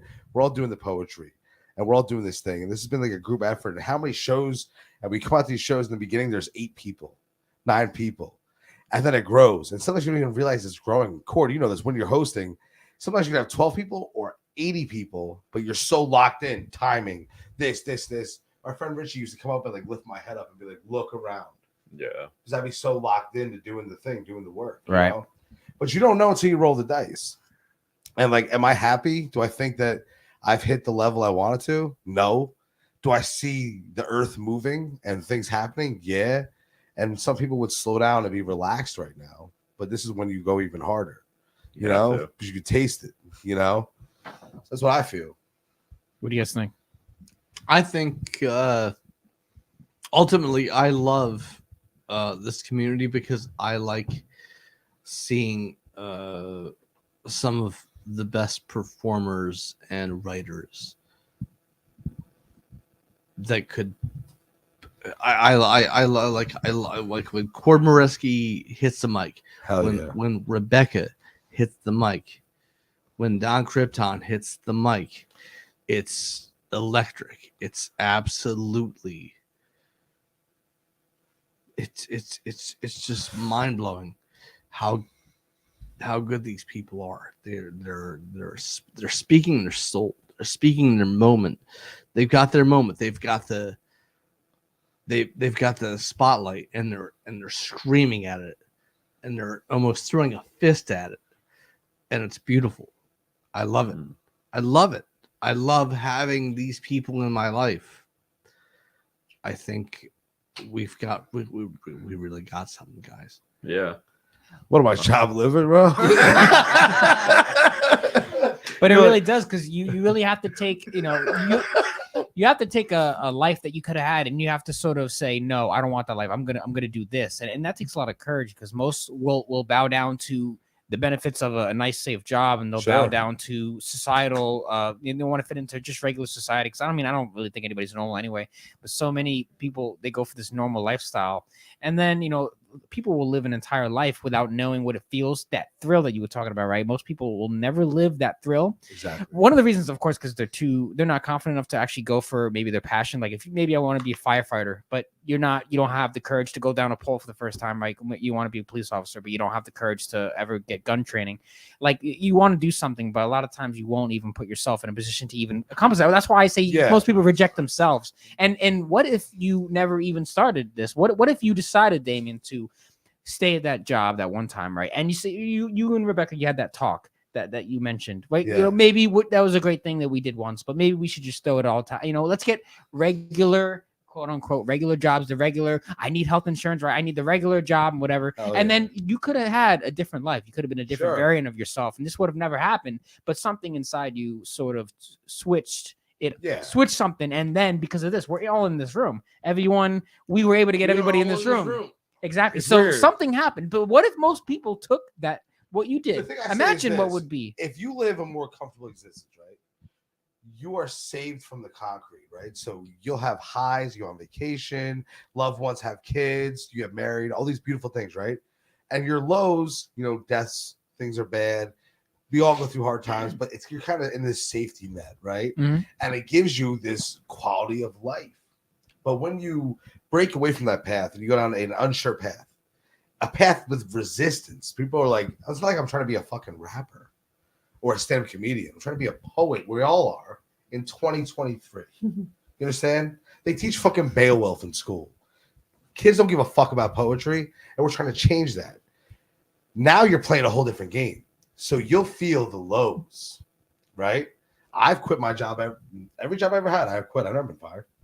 Except for one time. I got fired from PetSmart. That's a whole different story. But I quit my jobs to go on tours.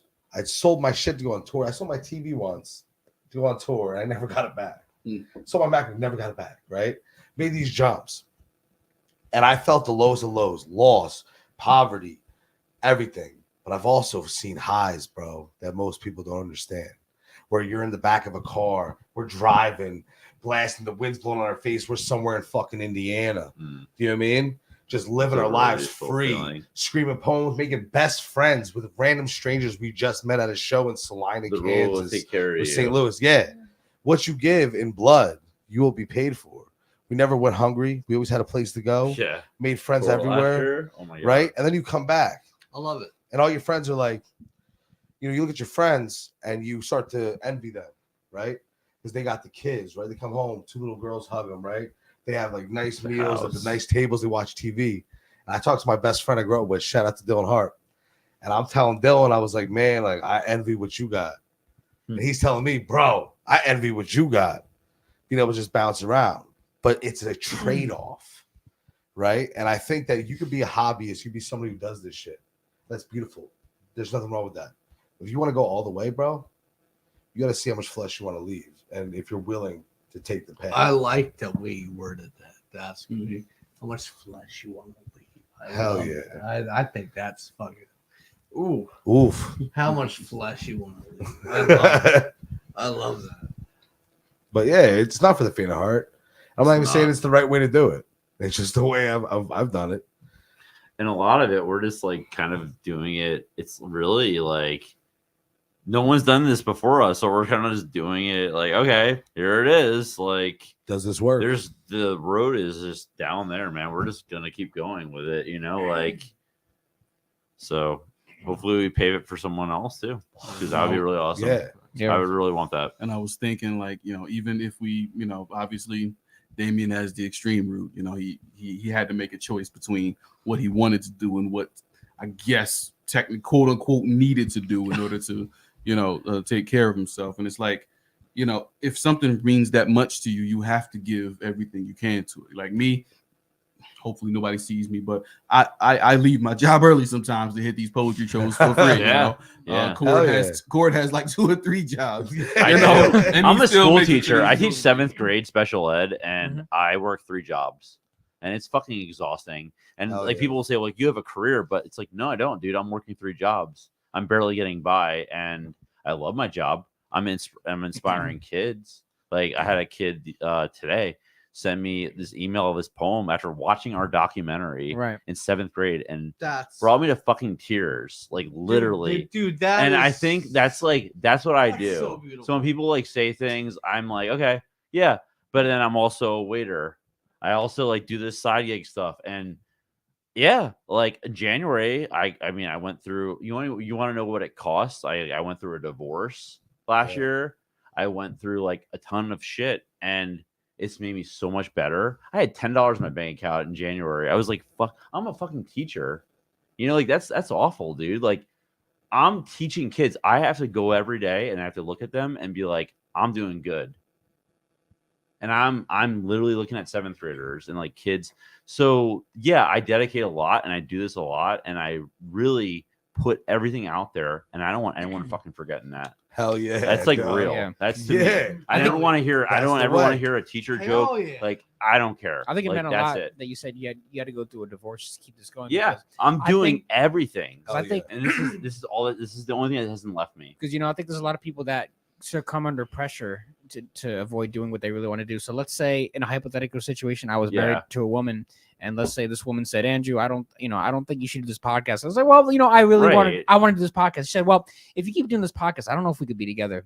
And now the regular man, the male, as I say in my podcast, he says, you know what? I like my wife, and well, she doesn't want me to do the podcast, so I guess I'm just not going to do the podcast anymore. So I think I'm just going to give it up and hang on my talent because I want to keep my marriage, right? And then, of course, they probably get divorced anyway.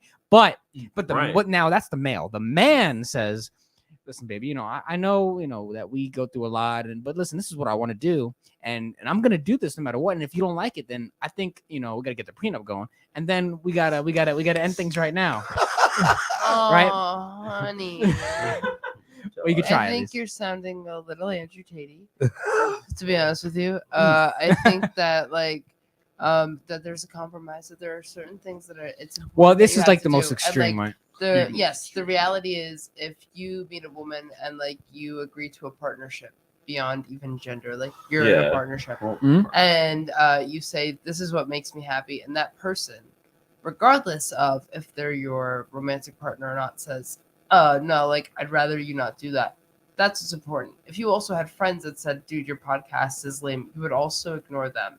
So I don't know. I just feel being if a girl comes to you and says hey, I don't really love that you podcast. It can't just be a complete X-Nan your podcast. Of course, that's something that's important to you. But because I was the most extreme, that deserves a conversation because there's obviously a reason. Obviously, she's some type of insecure that she thinks we might get attention that she doesn't like or something like that. But you can't just be or she just really hates podcasts. Well, the problem is that a lot of people will just give it up completely. There won't be a chance for compromise because he'll just immediately. I don't think that's a beta thing to do, though. I don't think that's I do think that William Blake said. He said, you bring out Billy Blake. Oh, we're going bring out Billy Blake. Blake. He said it's not passion if you can control it. You know what I'm saying? So we all have things we're interested in, right? Yeah. And then we have things that are just part of who we are. It's part of our manifest. What's wrong with our brain? And I'm straightforward. This is what I'm doing. You know what I mean? And I've lost shit too, bro. I've gone through the whole ringer.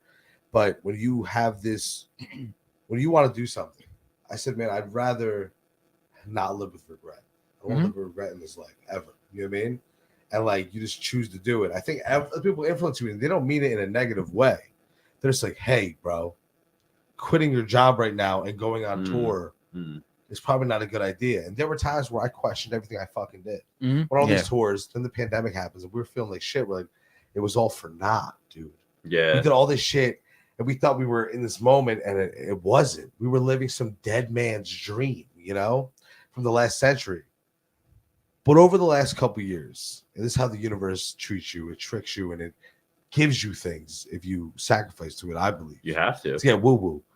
But all those things I did, I thought I was late to some post-Kerouac America that we were emulating. But we were just early to this thing we're doing right now.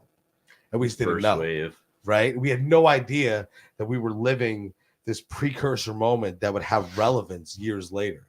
And if we never did that, we would have never set the stage for what we're doing now. Even when nobody showed up, even when we quit our jobs, perform, and 8 people were there, we didn't sell any chapbooks. Or we would read at shows, and there would be literally 8 people in the room. Half of them were our parents, and it was the bartender, and it was maybe one person. Yeah, right. Or you'd be in Kansas City in April, and teenagers storm out of your show Shut and say, up. "Worst poetry slam ever." Hey, wait. We got a question. We got 2 questions here. Hell yeah. It's from a guy, Goated Steve. He goes, why do they think poetry needs to grow? Why do you guys believe poetry needs to grow right now? And then they also ask, why do you think that poetry isn't as appealing to kids as it should be? I guess I'll answer the kid one. Okay, hold up. I'm gonna be right back because I'm a girl and I have a smaller bladder. Okay. So Small bladder. So I believe, and Cord will go into more detail with this, but they taught us wrong at school. I believe that academia ruined poetry and the public education system 100%. because I was growing up in school learning this esoteric, super white shit from a colonial era. I was reading fucking Beowulf for a month in school, bro. I'm never gonna slay a dragon. You know what I mean? Like, how's it going to relate I to want me? to slay my bills, dude. Like, And poetry, I think, is important because it's this post Walt Whitman thing. Walt Whitman was like, we're going to do American poetry. We're going to break the rhyme and the meter, right? We're going to do this rhythm thing and this free verse. And that tradition of American poetics, I think, is still developing. Where England and France, all these countries have had 1,000+ years of literature. We've had 300, if that. You know I what agree. mean? And we're still participating in this literary story. So it's time for our generation, who's got the TikToks and all this other shit that's going on, but we're still making letters. You know what I mean? This is another industrial, memes, all that stuff. Yeah, It's still literature. This is another industrial You do stuff with revolution. that. And every time there's an industrial revolution, there's a group of romantics who make literature and they paint and they make fucking music. And that's us right now in this moment. So that's why I think it's important. Yeah. And I think like going off of like what he said, I think as like, even as a teacher, I think the reason why people are afraid of poetry is because we're teaching stuff that's from like 500 years ago. Like kids can't relate to that. I teach special ed. I teach kids with behaviors who literally like, yeah, they're a handful and I love them. They're my kids. I don't have kids. They are my kids. I love being a teacher. I have nothing against it. But like I make it a fact to read small press poetry. So every week I'll read a poem a week and it'll be a local poet. And I want to make sure because kids relate to that, because when they read a poem about a garbage man or a bartender or somebody that is like just like a grocery store worker, they can relate to that because their parents do that. And they're like, oh, yeah. And then it makes it actually kind of closer and it makes it human. I think poetry is all about connection and it's all about communication. If you can't communicate, you're doing it wrong. Like, I don't care about your fancy words. I don't care about like all this other shit. Like, I want to feel something. When you read to me, I want to feel it. And that's what it is about. It's about communication. Exactly. And if you can't do that, you got to do something else. That's what it is. I don't want to feel it any other way. That's it. Yeah, I would So, say, yeah, I would say on the complete opposite end of the spectrum. I don't think it's necessarily the material that needs to change, but it's the people, how people teach it, how people view it, how people consume it. I think even stuff, going back to Shakespeare and Beowulf days, those things still give us lessons. Like you say, we're not going to slay a dragon or anything, right? But we should still see how it works, and where the beginning of it came from to where it is now. We need to be teaching everything because I think the biggest issue is the fact that, again, we're teaching stuff that stopped, we're teaching books that stopped in the 1950s, Right. Yeah. So that's there's the a lot of other issue. stuff too, but I'm not gonna get into that. The children are unfortunately also more into, as we say here on the All Games podcast, consuming rather than creating or making something. Right. So we want to make sure we got to get people into this habit of wanting to share something or wanting to create something instead of just sitting and scrolling and taking in all the crap that is not going to benefit them in any way, shape, or form. Yeah. And I think the classics still have merit. I'm not of course, I am not discarding that at all because I'm an English teacher. I do it. Like, this is what I do for a living, like it's not, I'm not saying that's a bad thing, but I also get it. You have to, as like somebody that like as a teacher, you have to grow with your students, and you can't, if you're not going to change and constantly change with them, you're obsolete. You have to keep changing. So you have to find different ways. And believe me, a lot of like even people that I work with, they find different ways. They're fucking working their ass off. They're doing this stuff, and that's it. They don't maybe get the credit for it, but they sure as hell do it. And I watch them. I think that the exact same number of children that are into poetry now are as into poetry then as in the past, as in the 10 years, as in the 20 years, and 30 years. And it's like, it's not a lot. That statistic is always going to be not a lot. Right. And that's why we're poets. That's why we're not kids in band or kids in the musicals. We're not that or we're much of not a kids loser. in sports. Or we're not any of those kids. And like, I think it's always going to be a minimal amount of children that play the role of the observer. Right. And like, we have to band together, and like, it's never going to be a lot of children. I don't think it's less than it was before. There are always going to be kids that feel some type of on the outside looking in, and like they're always going to be the poets of tomorrow, and like it always has been, it always will be, before us, after us, and so it is. And they're always welcome. Hell yeah. We're always welcome. Unless they're mimes. Well, you know, it's like, you know, it's just very interesting because a lot of people, you know, they'll try to get into Stalk like a this mime. Yes, right. I do have a mime prejudice. You know, a lot of people try to get in all this stuff, and you know, a lot of the times they back out easily because a lot of people just don't go full force into it, you know, and you know, because sometimes it's do or die, you know, because it can go either or. Everyone's story's different. You know what I mean? Yeah. And like, I just don't want people to be afraid of poetry. I feel like that's my biggest thing as a teacher. Like I said in the documentary, I don't want people to get use a GPS to get through a poem. You can make it like, my thing is like, okay, like you can make it difficult, or you can make your poems like, you know, a little more edgy, or we got to earn that too as a writer too. Like you just don't just throw a bunch of like really fancy words at people and just expect them to like be like, oh, I can relate to you and whatever you want. But once you put that poem out there, people are going to interpret it the way they want, regardless. You're not the owner of it anymore. That's just a fact. I think one of the missions of a poem, to be honest with you, is for one person to read that poem. Mm-hmm. And even if the speaker is not necessarily the poet, whatever it is, that person come away and be like, wow, I feel a little bit less alone. Right? Like, I feel like I've, like, yeah, I it's feel like the same way, right? Like, I've thought the same thing. I've been in the same, like, area, right? I feel like music also does the same thing. Right. But poetry does too, because there's no percussion unless you're singing live, right? It's just you and the words. And how that hits you is different. You know what I mean? So it's like, I just want, when I write my poetry, I can dress it up, and a new poet will throw a bunch of metaphors into a poem and alliteration and all this crazy shit. And they're just doing the dance, the dog and pony show. Yep. But that's not the poem. That's you showing off that you know how to use a thesaurus. Thank you, Charles. Thank you, Charles Joseph, who was our mentor. Still is in a way. But my point is, like, I want to communicate. And I can use things in there. Like, I write my poem straightforward. The Easter eggs I put in there, the references, it doesn't distract. Sorry. Oh my, that was some AI FBI shit. So sorry. But anyway, it's kind of like, that's how I do it. I want to communicate directly, like Corbin was saying, you know, to hit the hearts. I want to communicate with you. That's why you write. You write when you're sending a text message, when you're sending a meme, and like that's how you relate to this generation.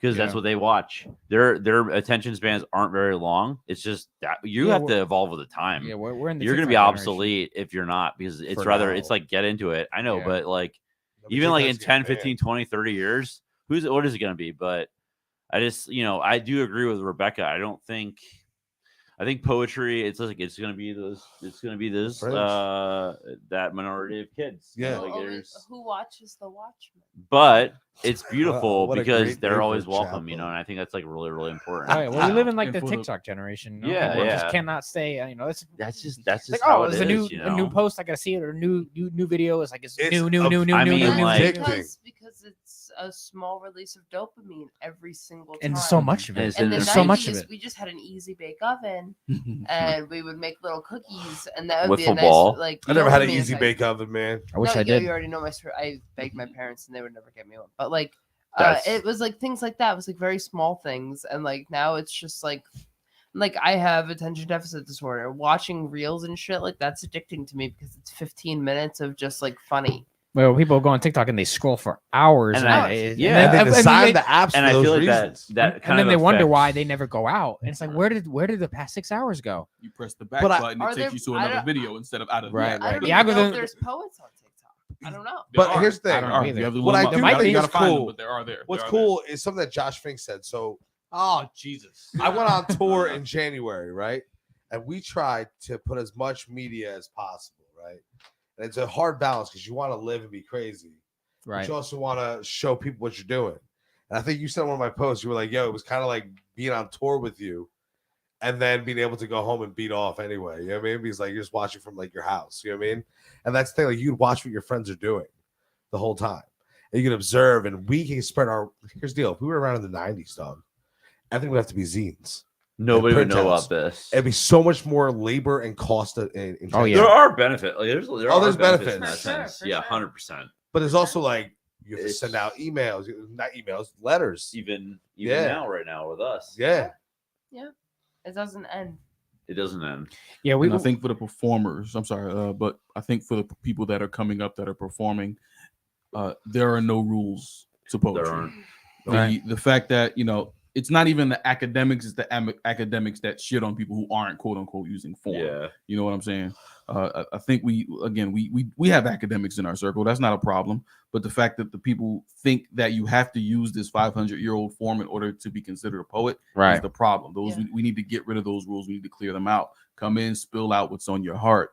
Right. That's poetry, no matter what kind of form or exactly. or Any picture poem it's is a Like, poem. Exactly. We have a question that says your poems don't have to rhyme. Yeah, like we have a You question that say says, can a poem be 5 pages long or like a book? I guess I'm not that educated on poems. It could be. That would A poem I can mean, be like, one for- word. So what a can poem make can a be a poem? book. A Howl. poem can howl. be How Alan Ginsberg's 30 minutes long. volumes long. Lost. And Absolutely. then Yeah. there are Huge lots poem. of Whatever you're uh, trying to say, there are whatever you're lots of- trying to say, when it's done, when it's for finished. that person. I would say look into novels like one of those horrible books where the mother dies, where it's an entire novel, but every page is a different poem, and it Right. tells a novel through that story. Like there's so many forms of poetry, and there's so many like forms it can take, and that's why poetry is such a bottom of the barrel thing. Well, yes, like one of the things I think a lot of people are afraid to speak poems because they're afraid of the backlash, or like they're people are very afraid of expressing their opinion, right? It's kind of like finding that circle, though. It's a little gay.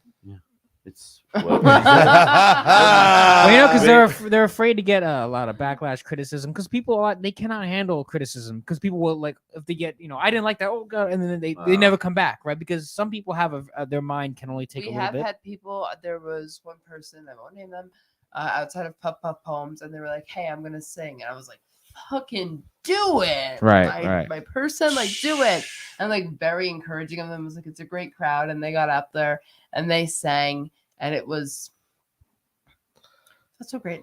But they never came back. It was like cats fucking in an alleyway. Okay, thank you, Damien. Look out now! Everybody was like very nice, Meow. though. And like that was the thing, like not great, but like everybody was super fucking supportive and everything, and like they never came back. Yeah. But Never came back. Past and the 10 because of minutes, right? comments like Damien, that's why. That's why people Yeah. never came back. Thank you, Damien. I think that just see the thing is, Damn boy. like I said, I'm general manager of Agriculture from Newark, New Jersey. The creed is literally to hold space for artists and art lovers. Art comes in all forms. We literally had last night at Evolution Dope Mic, we had people who were showing off paintings, even at Becky's show. People who show off paintings. That's art. Yeah. If they want to sell that art, if they want to, same way we sell our books, Josh Fink, obviously episode number 9. Who All the Games fuck is Podcast, Josh you see my- Fink? Well, Yeah. Dogmatic does the live paintings. Dogmatic Right. would be my stepdad. Live paintings as well. We try to hold space for artists, not just whether that be singers, rappers, comedians, whole art as well. Even if they're just book writers, here I'm gonna sell my book. I'll read one page. It's all good. We want people to come out in any way, shape, or form to express themselves. Right. I agree, but I do believe if prose writers decide to come out to poetry open mics, they should fight the other prose writer. You know what I mean? Yo, like- anybody can square up with Terry Donahue. Terry Donahue's our token prose writer, dude. Terry. Champ. As far as words, Shout out to Terry, Yo, dude. Terry, I love you. If you heard I love this. as love far as that boy. pros are concerned, Well, I'll hit him in the nobody's mouth. My touching. boy. Nobody's He's a fellow punk rocker. Yo, I'll elbow Terry dead in his fucking jaw. I hope he sees. I love that boy. I love that Matt boy. Marigold I went to sees his this too. Halloween Not party. Marigold, Lee I Marigold. know. a It's great his Christmas show. party waiting for you when you weren't there. I'm sorry. Yeah, it was. Where's I was the hammered. list? So we had another question that says, "What makes a poem a poem?" So, Damien, you can go first. Ooh, that's tough. What But makes enjoy a that, Dave. poem I a believe- poem? Yeah, we can start with Damien. We'll go around the panel. I believe so. Like a poem is like it's hard, right? Because anything could be a poem, right? Right. The shortest Really poem is can. like I suffer, right? However, who's that poet? That was Ulysses S. Grant. No, there's another guy. Oh, I don't know. I'm not gonna say his name because it's not Andrew he's, Jackson. He's an epic rights poet, okay? And he has the shortest poem. I He know says who you're it's talking about. endurance. Stalin. Talking about Stalin. He's old as fuck, but it's not Stalin. It's endure. That's the poem, right? So if that could be a poem, right? A poem is something that I find speaks in verse, right? That's really the definition of a poem. It's something that speaks in verse, Sure. right? With Yeah. rhythm, you If can have you have rhyme, if you have a rhythm, you have right? a- But yeah. again, that's the thing about poetry. It's like art, right? It's like visual art. what's visual art? What's a painting? It's expression. And once you put it out there, again, Yeah. it's not yours And And anymore, who's to baby. say That's it's it. It ain't even yours. art? That's it. Okay. Right. So I believe it's work. Right. So you make the work. It's the world that decides if it's art. Yeah. You know what I mean? And I hold things that are art. There's things that I see that aren't art, so to say, natural occurrences. I'm like, that's art. One of the shortest poems I ever taught is from in my class. This guy, he was like a French writer. His name was Graham Faust, and it was one line. It was, "And the ghost, they own everything." That's it. That's the poem. Well, you know that Hemingway And short it's like, story. damn, dude. Yeah, of course. For sale. So they did a contest to write the shortest, saddest story ever. Right. And it's not a poem, but Oh yeah, I know you're exactly for what you're talking about. sale. So Hemingway wrote, "For sale, baby shoes never worn." Oh damn! You don't have to say anything else, dude. It's like that's We've all it. heard it. Painting. I think that any poem is just an observation. I think it's taking something that you've observed and making a commentary on it. And like, I am. It's a poem. It's a stupid poem. It's a lame poem. But it's a poem. It's a noun and a verb. I can overcome this. That's also a poem. Don't talk shit about Ruby Core. You just poemed all over the mic. But like, I think it's No just comment. like taking something and observing it and then writing it down. I think that's why I think poetry is so fucking important, is because it's like the observer is the scribe. The winner is the writer of history, but the poet is the lover of the history that writes it down. And like, you just have to take it moment by moment. And like, to carry the cross of the poet, to carry the cross of the observer is a burden. It's hard. It's not ideal. But like, when you're challenged with it, you are. And you just have to do what you have to do. So, I don't know. I just think it's an observation. Yeah, because like poetry is an art form, and art is subjective, and so regardless of what you believe, it's still art. So a poem could be, But it's so like what much you guys were harder saying. to convince Yeah. people of that when Yeah, it's exactly. not on an easel, or it's not in Yeah. stone, or it's not a physical like thing. Yeah. And you're just writing down words because everybody can use words. Yeah. So there's no. Everyone has like a one perceived of the oldest art notion. forms. Well, Everyone let's just be has like a real, perceived Pussy's the notion, oldest and that's art form, what but, you guys were Pussy's saying the earlier oldest art about form? like learning through school, like poetry or like just art in general. They show you this one specific way, so you believe that it's just that one way, when it could be anything, it has multiple ways. anything. Yeah, and that's with everything, and that's why, like you guys said earlier, poetry can be hard for some people or scary for some people. Corey. That was my TED talk. Hell yeah. Corey, what makes a poet a poet? I think like kind of piggybacking what Rebecca was saying, I think it's just like your observation, but I think it's also, again, I'm always about the communication kind of like aspect of it.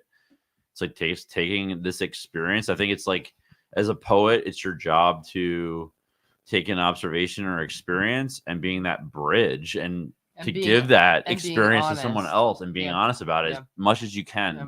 Boil it down as much as you can. And Yeah. again, people are going to take what you write and they're going to interpret it in their own way. But I don't know.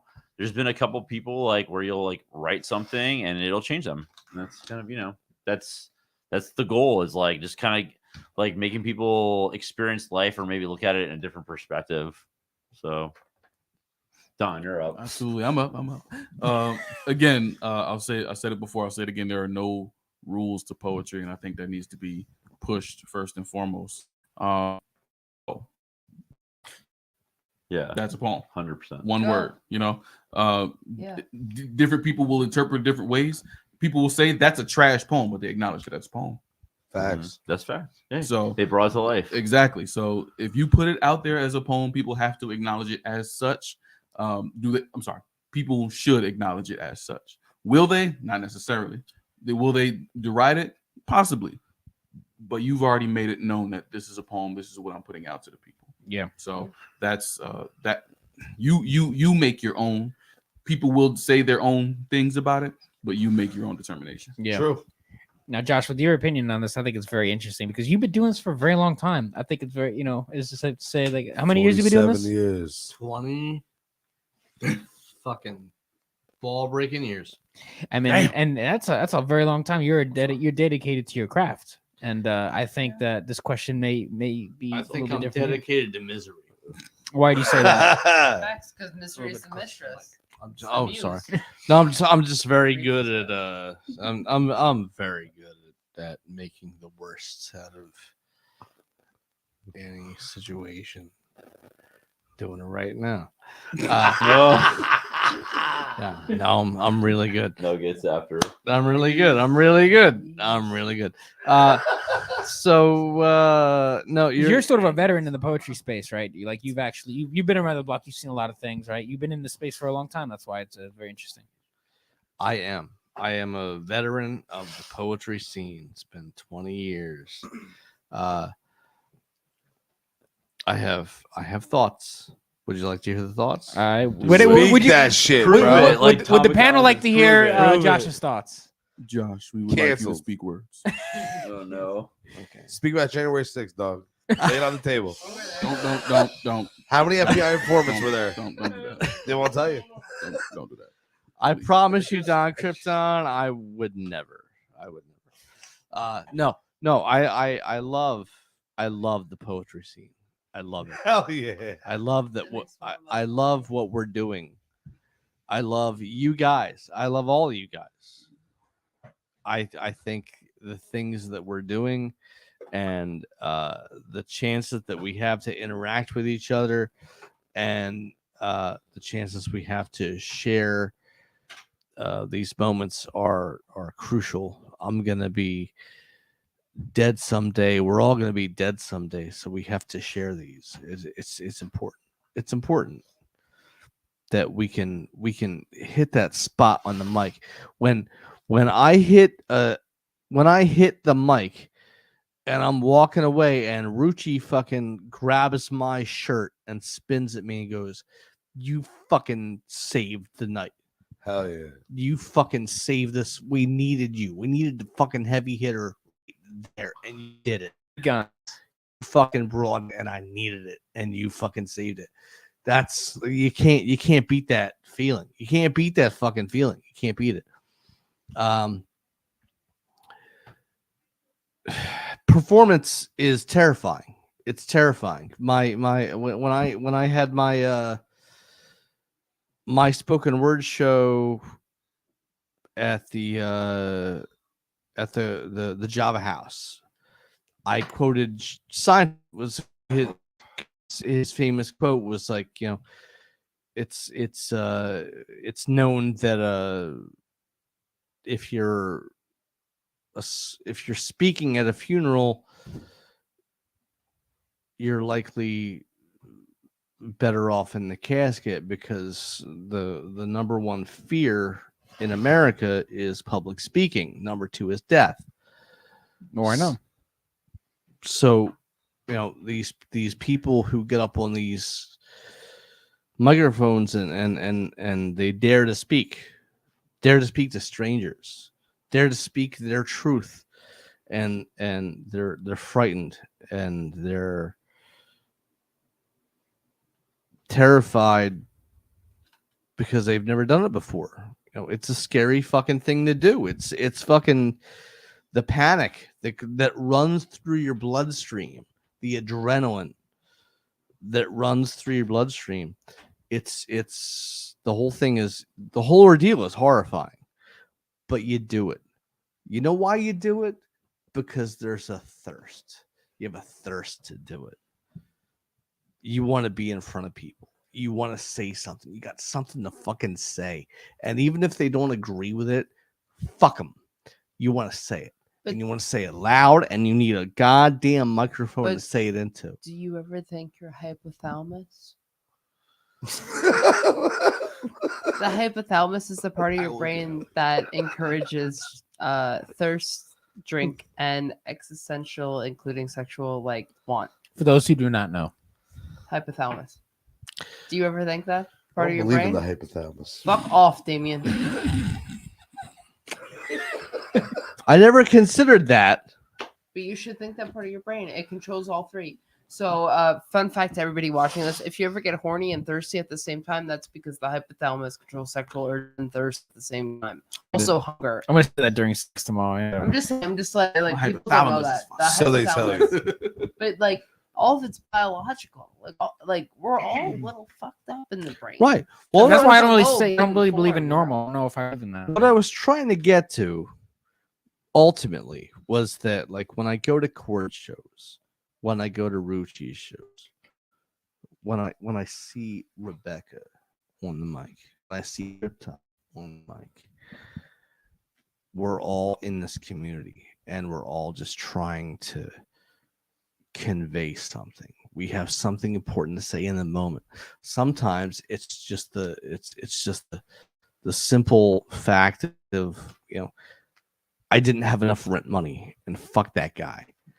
And sometimes it's things so important, so much more important. It's my father never looked at me the way he needed to, or the way I needed him to. Yes, we all have. It can be grandiose. I'm talking about everybody. I'm talking about everybody. I'm talking about him. I'm talking about you. I'm talking about him. I'm talking about him. I'm talking about me. Everybody. We don't know what the person is going to say when they hit the mic, but when they hit that fucking microphone, when they light that first fucking sentence and they pop it off, there's a show. It's not just some random person. It's a whole movement happening behind that microphone. And that's what we're trying to encourage more people to do. Preach your thing. If you're feeling something, if you're hurting in some way, if you're scared about something, if you have trepidation about your life, get on that fucking microphone. Get on that microphone. Absolutely. And I think that's the biggest thing, though. That there, me personally, I've been public since I was like 13 years old. Mm-hmm. But getting on that stage and public speaking, you kind of have a predetermined and figures you want to talk about. Right. Poetry, you're spilling out your heart. So even though I've been public speaking for years, getting on stage and trying to express your emotions to people who you have no idea who they are. Some of them don't care, but getting up there and still being able to spill out your emotions is nerve-wracking either way. So it's definitely that split between poetry and public speaking. You're doing it from your heart, so giving all of that out gives it a little extra weight to it, if that makes any sense. Yeah, I love that. What would you say? Like, we had a question that says, like, what poet do you look up to? Like, who would you say, like, you idealize or like look up to? Someone that inspires you? Anyone who does pound is getting canceled, but that was a deep cut. If you get it, you get it. And why did you like the poet that you specifically look up to? Like, like, who would you say? Like, here's the inspired problem, man. I really liked Allen Ginsberg, so I found out he was a NAMBLA. What is that? That was What do you my mean? fault. That's the National American or the North American Man Boy Love Association. I don't know much about It's that. a Okay, pro so that's like pedophile pro- organization. Oh, So it's so it's a weird. yeah, it's a bunch of like It's that older boy men pussy who shit. think that they Horrible. should bond with younger men because like it's important to form same-sex male relationships in the community. So Rucci loves man boy love. Is what he's saying. But, The All Games Ginsberg- podcast not Allen Ginsberg promote is, like, a pedophilia big supporter of in it. any way, shape, or form. We definitely do not. We appreciate you saying that. We definitely. I did not know. Sex with boys. No. Say no. Say no to that, guys. Far as inspirations, when I first started getting into poetry, I looked into people who were local to the scene because I honestly didn't know that there was a poetry scene. I looked up to people like James Ellerby, who runs New Jersey poetry events. Shout out to James Ellerby. Shout out to James Ellerby. For real. He's one of the people who Sweetest human being. Yeah, absolutely, I heard people, absolutely. And I, obviously, I joined my crew, Evolu Culture. Shout out to Sean Battle, Treasure Board, the Ism, Torius Renee, everybody who's been part of that crew. Obviously, coming over here again, me being the poetry baby of this crowd. I've seen Dame, I've seen Court, I've seen Josh. I got his book before before he heard me. He did. He got my book. He was so sweet. Just I'm normally inspired by the people who are actually doing it. People I've seen do Right. it. You know, one of my inspirations as far as like my styles say would be, honestly, I grew up a little more hip hop, so somebody like Talib Kweli, who mostly speaks his mind, tries to stay woke. He's been in trouble by saying stuff that was too crazy sometimes, but you know, his lyrically he's intelligent, and you know, one of the godfathers of, you know, not only hip hop but spoken word in general. Somebody like Gil Scott Heron, who, you know, rest in peace. You know, Quality is one of my favorite hip hop rappers. Absolutely. It's one of hip hop's of all time. And then we're talking, you know, My Way Home, Home is Where the Hatred Is, things like that, from way back from our parents' era, are things that inspire me today that are still good. So that's why it's necessary to still look at all of those art forms from way back then, but include everything that's happening now as well. Exactly. You know, you can't just like praise. Some people, they refuse to take new inspiration. They get stuck in this weird era. That's why you read some poets and you're like, is this poem from 1962? Like, you're not betting at the racehorses, bro. You know what I mean? Like, it's 2023. But some people get stuck in this weird inspiration loop where they refuse to look at new artists. Like, I'm always looking for new shit. You know? Oh yeah, man. New poetry. I get chapbooks all over the place. When you go on tour, you're not really selling your chapbook to other poets. Like, you don't, because poets are broke. You know what I mean? Yeah. So when there's other poets, they trade with you. So you come home with all these books, you read new voices.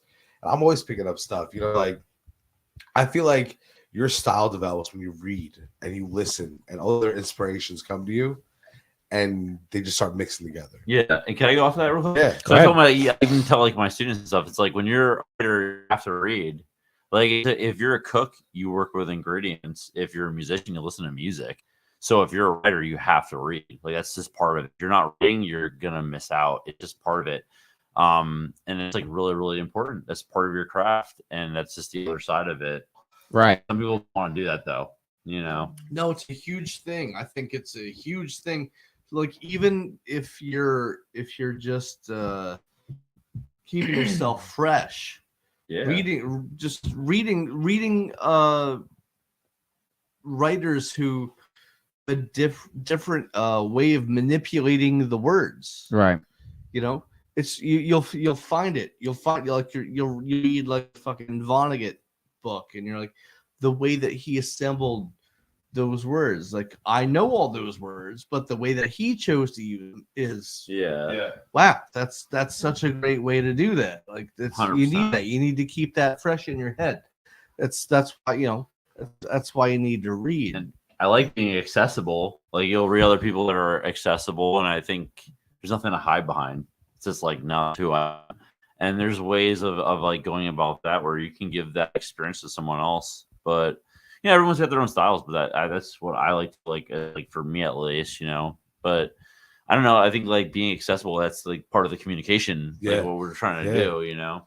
I feel like the more crazy words you use, and it's like I said earlier, it's like people trying to show off that they can use those words, but it's also like a wolf whistle to show that you're in an academic or privileged circles. You feel what I'm saying? Where I feel like when you speak directly, like I say that I'm writing like working class bar songs. You know what I mean? Like I want the dude at the bar to relate. I don't want to have to decode my work. So I read poetry broadly. I read prose, super vivid imagery work just to see what they're doing. Right. But also like I'm not gonna write like that, you know. And like I like the work like Michigan. I like poets like that, right? Who like they use the all the devices, right? But they're still being straight to you. It's like talking at the bar. You could understand it. Then when you reread it, you find a little trinket. Like, whoa, wait a second. This meant this, but it also could mean this, right? So that's what I like, the layering approach. Yeah, one of my favorite writers is one of my big inspirations is Raymond Carver. Yeah. And he wasn't really known. I mean, he was a huge short story writer in the 1970s, and then he went before he died in the 1980s was all poetry. Right. and he wrote what they call Kmart poetry. He wrote about people that were struggling, trying to get by. You read his stuff; it's very cold and calculated, very simple, and it like lets you know kind of like, oh. But his poetry is very like grateful because he got cancer a couple of years before he died, obviously before he died, but he like was very like more like I don't know, like more with it with like everything that was going on. His poetry and his short stories are different, but I'm telling you, both. It was also a different time, right? I got Yeah, Aqua in the Marine at my 80s. house. That's Like really when you think of like I think like Stranger Things, like that like neon 80s colors, that's Raymond Carver. I think books. it, like it's literally like you're walking into a trailer and there's like shit going on, man. And you don't have to say a lot, but you're feeling it. And I think that's my probably one of my biggest influences. I think context and environment matters to poetry, right? Because like a poem from the 70s will be different from a poem today. I mean, life will inspire you, and life is different throughout the decades, especially now.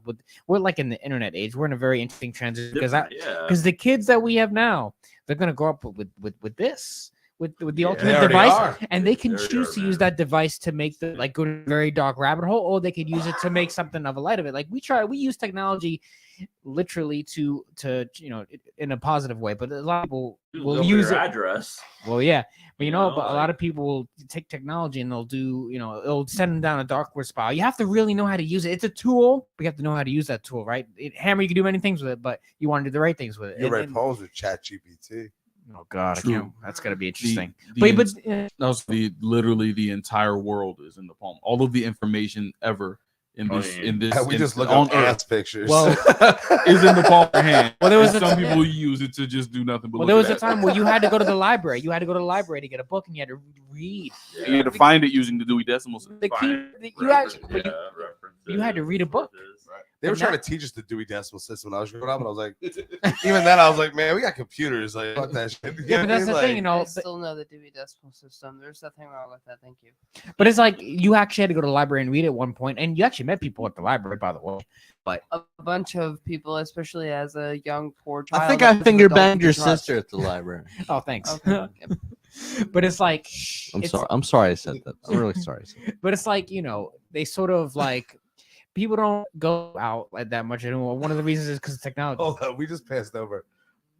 Was there incest at your local library, Josh Fink? Josh Fink, dog past. Incest at my local library? But that's the thing. Is like people kissing your sister at the library. Sure. No, you can't keep it. That's your card, and that's Josh's card, and that's your card. Oh, that's my card. Oh, we're doing tarot, by the way, in case anybody can't I just see. need to bring my deck out when there's a lot of like. Is this so on this one? Oh, we try to bring the best energy. That's oh Dawn, my God! What does this mean? That's Andrew, and then that's my. I'm the high priestess. What's weird, Don, is I drew your card twice. And like both times it was the Queen of Swords. Oh, so bullshit. Is that good? If I may ask, what does it mean? It's not bad. So, okay. I guess this is what we're doing right now. Or Yeah, well, you opened it up. It's not what I opened up. Like I just didn't expect you guys to even notice. I definitely saw you saw me turn it upside down. We seen it. They seen it. So what is this? Okay, well, so like going in full circle, like any queen card is like fully established when it comes to the Queen of Swords as she sits on like a stone throne. Like you have come to a point in your journey where you are starting to feel self-sufficient and like a little more confident in the person that you're projecting to be. Swords have a lot to do with like humility and like personal nobility, and like that you finally like feel like you're starting to come to the end of the battle that you've been going through for like a long time, and like you're starting to reach a point where you're more confident and more forward in your abilities to be both soft and yourself to people. A queen card is femininity, so that means like you're literally trying to be more of a rounded person, as opposed to like trying to be kind of hard and distant. And it's been a long journey for you, and that it's starting to finally pay off. Killer. Well, it reminds me. It is very interesting how you bring the certain different kinds of people into these shows, because right? The people you meet is like it's networking, right? It's what it really is. But it's also like you never really know, like who's gonna come to your show, what they're gonna bring to your life, and all that kind of stuff, right? Yeah, You never know. doors are open. So my biggest inspiration, like we were talking about inspirations before, Right. I recommend anybody listening to this podcast to read The Phantom Toll Booth by Norton Juster. Okay. Or at Lovely. least watch the movie, which was animated by Chuck Good. Jones. It's my favorite thing of all time. That's great. That's And, great. That's so good. So this boy Milo, it's very literal. This boy Milo has a watchdog, and he goes to the kingdom of words, and he causes all this chaos. And he, at the end of the chapter, says, "Words are confusing, aren't they?" to his watchdog, and his dog Talk says, "Only when you use a lot to say a little." And I was like 10 or 11 when I saw that and I read that for the first time, and it completely morphed and shaped everything in my entire life. And then when I met Charles Joseph, he was like, "Hey, like, here's your poetry. Here's what you could eliminate." And like, it really helped me dramatically because I think like the less words you use, the better. Mm-hmm. Like brevity there's is no beautiful. way to say it more. Sometimes I'll read like the only way I edit is taking out words. I Yep. never Right. add words Yeah. to Same here. anything. It's just taking out Get it And, all like, on the paper. as simple as possible because there is nothing else. Right. There is something and there's nothing and there's nothing in between. That's it. Mm-hmm. Another question. It says, "Are there different kind of genres of poetry? Like Sure. like music, right? Rock, metal, country. Is there different genres of poetry? Yeah, there's like absolutely. confessional. And what's your I mean- favorite? Also, is the Well, I like free verse, like confessional. Like I don't know how to describe it. Like Narrative, I guess. I like poetry that moves, poetry with rhythm. You know, so I don't think the genre is there's like specific genres. Like you go to like a record store and see like R&B. Mhm. There's a lot of overlap, but like I like poetry that's like it's got rhythm. It's free verse. It's not usually rhyme. I love that like narrative structure, Mhm. clear cut. You know what I mean? Like Tony Hoagland. Oh, Tony yeah. Hoagland, like he's fucking got that fucking Another one one I line. heard. Yeah. What's it called? Like Goodbye Islam or Hello Islam. It's about him Yeah. driving past the sign He died a during few years ago, 9/11. actually, Yeah, right? him passing like America is like the empire, and like we're gonna like cause this war, and like his analysis of all that, but he's speaking like clear cut. Just And it, just it like, cut you. Oh, It cut you up. what What was your question? oh, it's like Favorite type of genres? the different Confessional, genres okay, of so, poetry, like, and also when- what's your favorite one When as I well? talk to strangers that like ask me, because like I was in Philadelphia a few weeks ago for Victor concert, and when I was outside, this guy named Dan said, "Oh man, isn't that horn gluttonous?" And I said, "Gluttonous? My God, what a word! What's your name?" And he said, "My name is Dan." I said, "Dan, you just made your way into a poem, Dan." Mm. But like, there's just such like a strong balance between. What was the question? Your favorite genre. Genre. They're different Oh, genres. so I tell strangers what I tell. Okay, thank you. What I tell strangers is I am trying to bring back Midwest emo through poetry, Fuck. specifically, and like that's because more strangers understand music than poetry itself. And when I'm like Midwest emo, they're like, "Oh, okay, just talking about bullshit that you heard." Mm. I'm like, yes, that's exactly what I'm trying to do. And I think that there is, I guess, genre to poetry, but more so, it's so much more like melded. It's Yeah. jello. It's nothing. You know why? Because genre exists to be marketed, and barely anybody markets And nobody poetry. gets paid That's off really poetry. why. No, it If there was a whole marketing division, I'm sure we'd have all these We're doing subsects love of it, genres. 100%. I'll say my favorite type is the type that I seem to have the most problems writing, and that's comedic poetry. Okay. Facts, People that's like hard. it Hard. because poetry normally, or not, I wouldn't say normally, but a decent amount of poetry comes from pain, Right. bringing it out and Facts.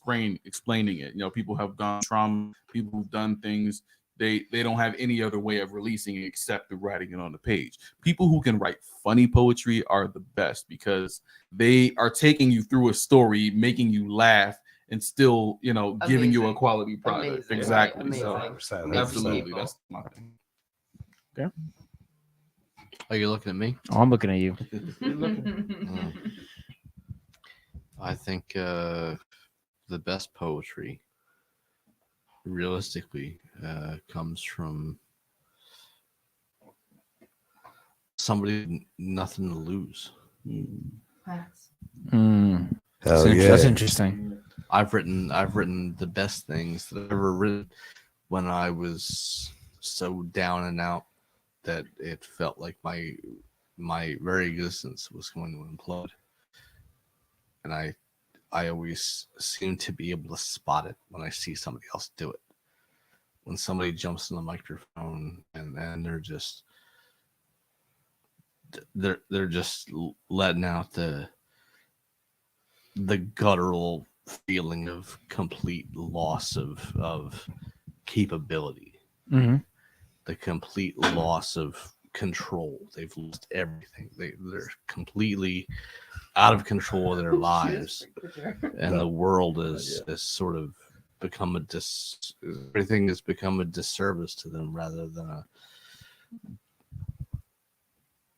anything else. It's really fascinating to watch somebody sort of face the fact that their world has caved in around them. That's what I'm saying. Like, all poets are selfish.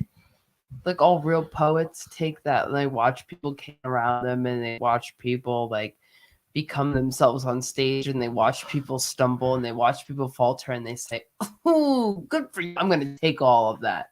Fuck you. I don't really like." The reality of poetry is like saying like, "Fuck you. I don't care how you just did. I'm going to take all of that." A lot of people Like- just see people fail. I mean, that's Well, I'm a bitter bitch, so that might be right. Yeah, that's not at all what I was saying. I was saying the opposite. I was saying that, especially in my younger years as a writer, as a spoken word, I really liked watching those writers. I really liked watching those writers come up and share themselves in that way. I thought there was really, really something brave. No, it's true, Josh. No us without you. No us without like Danny Brown. No us without Shout out to Maggie Danny Brown. Brown, dog. No us. Shout No out to us. Maggie. Like, as much as I hate admit it, no us without Chad Anderson. No us without Tiny Shirt Josh. No us without. No us without that. Like, and like, there's many things they have to simplify, because that's what poetry is. It is the most simple observation as it's been since the BC time. BC, yeah, that's right. BCE, I guess is what they call it now. Times. It is to be the messenger, and I don't shoot the messenger, but like, it is To be the that, messenger. to be the messenger. Be the messenger. To be the My messenger. bottle. Absolutely. Oh, actually, we got something here. Hold on. Trying to bring it up on the stream. This guy said that he found out that actually the singer of System of a Down, Serge Tankian, had actually written a book of poems. Hell yeah. And he wants to know if you guys have known about that and if you had read it. I actually did. Okay, so yes, I did, and also I would like didn't read to it, ask though. that person, if they're watching, if they knew about the singer Jewel's book of poems, Night Without Armor, which I would consider the feminine counterpart to Serge Tankian's book. Oof, that's So, That's like, fair. if you've read the System of a Down singer's book, I think that you should read A Night Without Armor. So I read that. I was obsessed with Joan when I was a child because she grew up very poor in a van. And I grew up also very like poor, and like I was just really obsessed with her. And she wrote a poetry book when she was in her early 20s called A Night Without Armor, NIGHT. And it was one of the very first poetry books I read. And she wrote a poem called Junkie. And the whole poem was Junkie. Mama always said she knew what I'd grow up to be. And that was the whole poem. Wow. And as a Wow. kid, I thought it was the most stupid thing I had ever read. As an adult and having a drug addiction problem, I'm like, my God, what a fucking poem. So, like, I would recommend it to that person. Yes, I've read Serge Tankian's book. Yes, I think that you should read Jewel's book, A Night Without Armor. Is it as good? No. But, like, it's definitely worth reading. Right. Oh yeah. Hell yeah. Hell yeah. That'll do. Boom. So how can someone build a community from scratch? How can they get something like this going? What does it take? A bunch Hand of love. jobs. Well, hand jobs are the fast track. No, honey, it's So- blowjobs. So the Damn thing right. is this: Damn right. There's a little bit of accidental energy. You got to be at the right place at the right time. Facts. Okay. You don't make your Facts. appointment with destiny. You just make sure that you fucking show up. That's some shit, okay? But also, you got to be accepting. You got to think on your toes.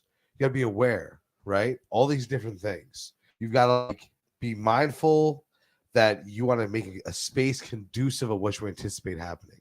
The number one thing is to make sure the culture is right. Yep. That's People who are there, I don't care if there's fucking Gotta 4 be safe. people. Gotta be safe. You got to make sure that it's safe. Like you can make shenanigans happen and chaos, keeping a veil of safety.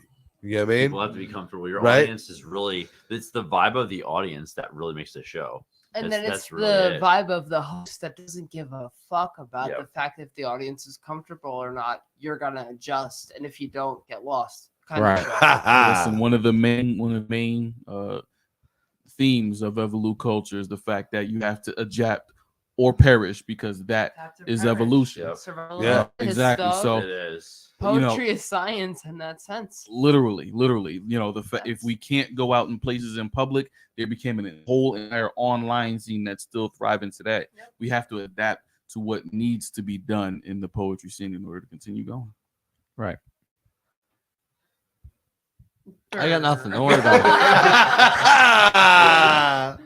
I'll spank everybody. I think That's the bones of madness, boy. I just came. You're good. Never mind.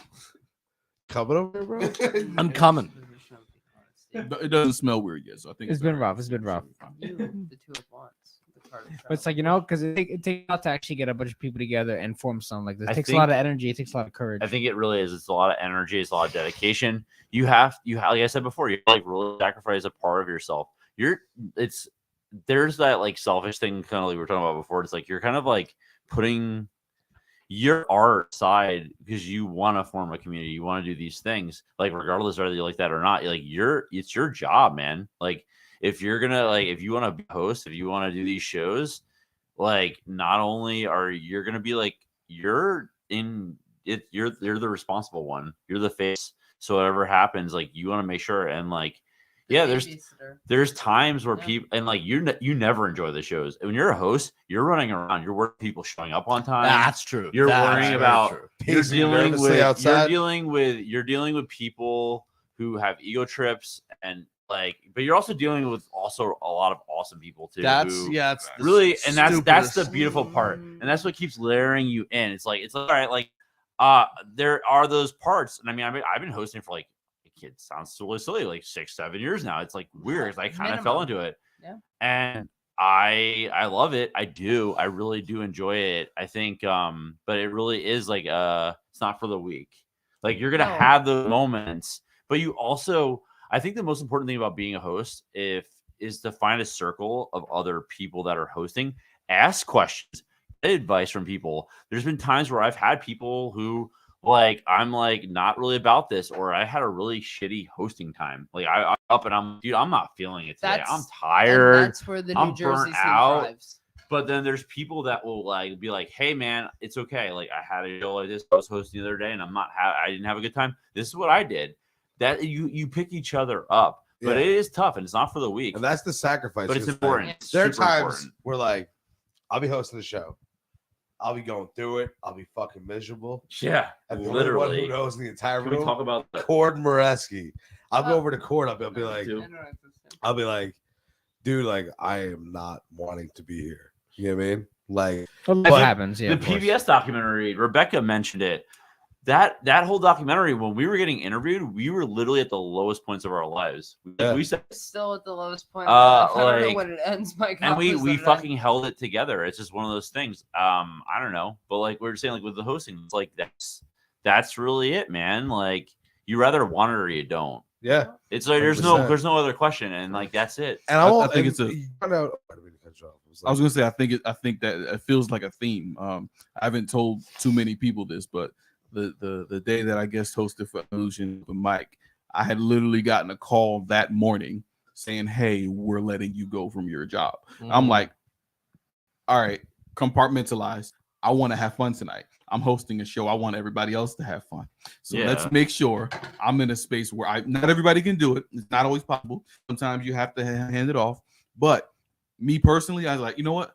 I want to have fun tonight. I want to make sure everybody in the room has fun tonight, and everybody who's looking at me, everybody who's here for me, everybody who's here in the room to enjoy poetry. I want to make sure they enjoy poetry, despite what's going on in my life, and that's exactly.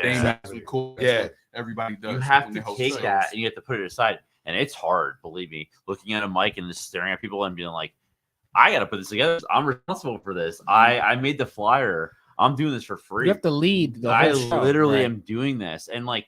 Anybody can be a feature. Let me tell you that. Hosting though is a different animal. And I'll say that. Anybody can be a feature, and people like want to know why. And I'm like, yo, be a host and then talk to me, or be somebody that's like a small press, like that's actually forming a magazine, like is getting like hundreds of submissions at all times of day and night, and then talk because those are the people that aren't like they're behind the scenes. You don't realize like I got to make a poster for you. I got to like keep hunting you down for your bio, and even though I told you about the show like about like a month ago, like that's what I do, and I'm doing it for free. And one day I'm not going to do it anymore, and that's what you got to enjoy the little things because those things don't last forever. And like I'm hoping to God that someone else will take that on. That's a lot, and you know, like you say to yourself, like, oh, like I don't like. You want to eventually do your art too. That's why you're into this thing, you know, but you're also doing something a lot bigger. So like he knows it. Rebecca knows it because Rebecca has seen me. Like I've literally had times where I'm like, dude, I don't want to do this anymore. It's not fun. But then there's times though that like it really does come together and you have a show and people will be like, God damn, this is amazing. Are you okay? Like, you know, I'm doing like fine. you'll have moments like where people like don't will make change you. me tap the sign. You know what I'm saying? Like, like. Like I just, but like you know, like that's your responsibility. But that's the job you're taking. No, I understand. That's the job you're taking on. But when it does pull off right, and you're with a bunch of people and they're doing all their thing, like.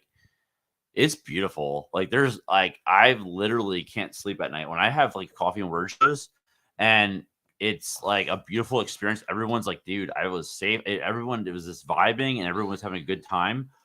I won't sleep Sunday nights. I will literally that Monday morning when I go to school, I am on like an hour or two of sleep with a ton of caffeine, and I'm like, that was one of the best nights of my life, and I'll do it again. Yep. And that's it. And I'll do it again. Until like I'll do it again. Yeah, until I'll do it again, and I'll do it again until I'll do it again. But that's like that's true passion. That's true passion. You have to have because in order to do something like this, you need to be complete. You got to be in it. You got to want it. Yeah. A lot of people don't want what they or they just no, want. What it is, in my opinion, it's some sort of sick thing where like it's like a self-hatred or anything. Because I won't speak for anyone but myself. Because for me, it's a self-hatred. But like you've got this thing when you do take on the role of the observer, like. You want to see everyone succeed more than you. Because to see anyone else succeed is such a self-fulfilling, ridiculous, stupid high when you see somebody else be like their complete selves.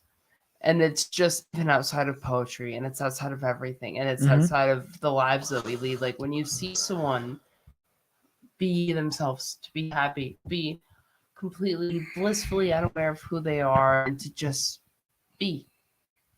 That's what poetry is. And it's so hard to convey to people because we're all so ridiculously kind of hung up on like and hung on how many people see things that like it's almost like we forget that we're really beautiful when we laugh in secrecy, or it's like the simple in life.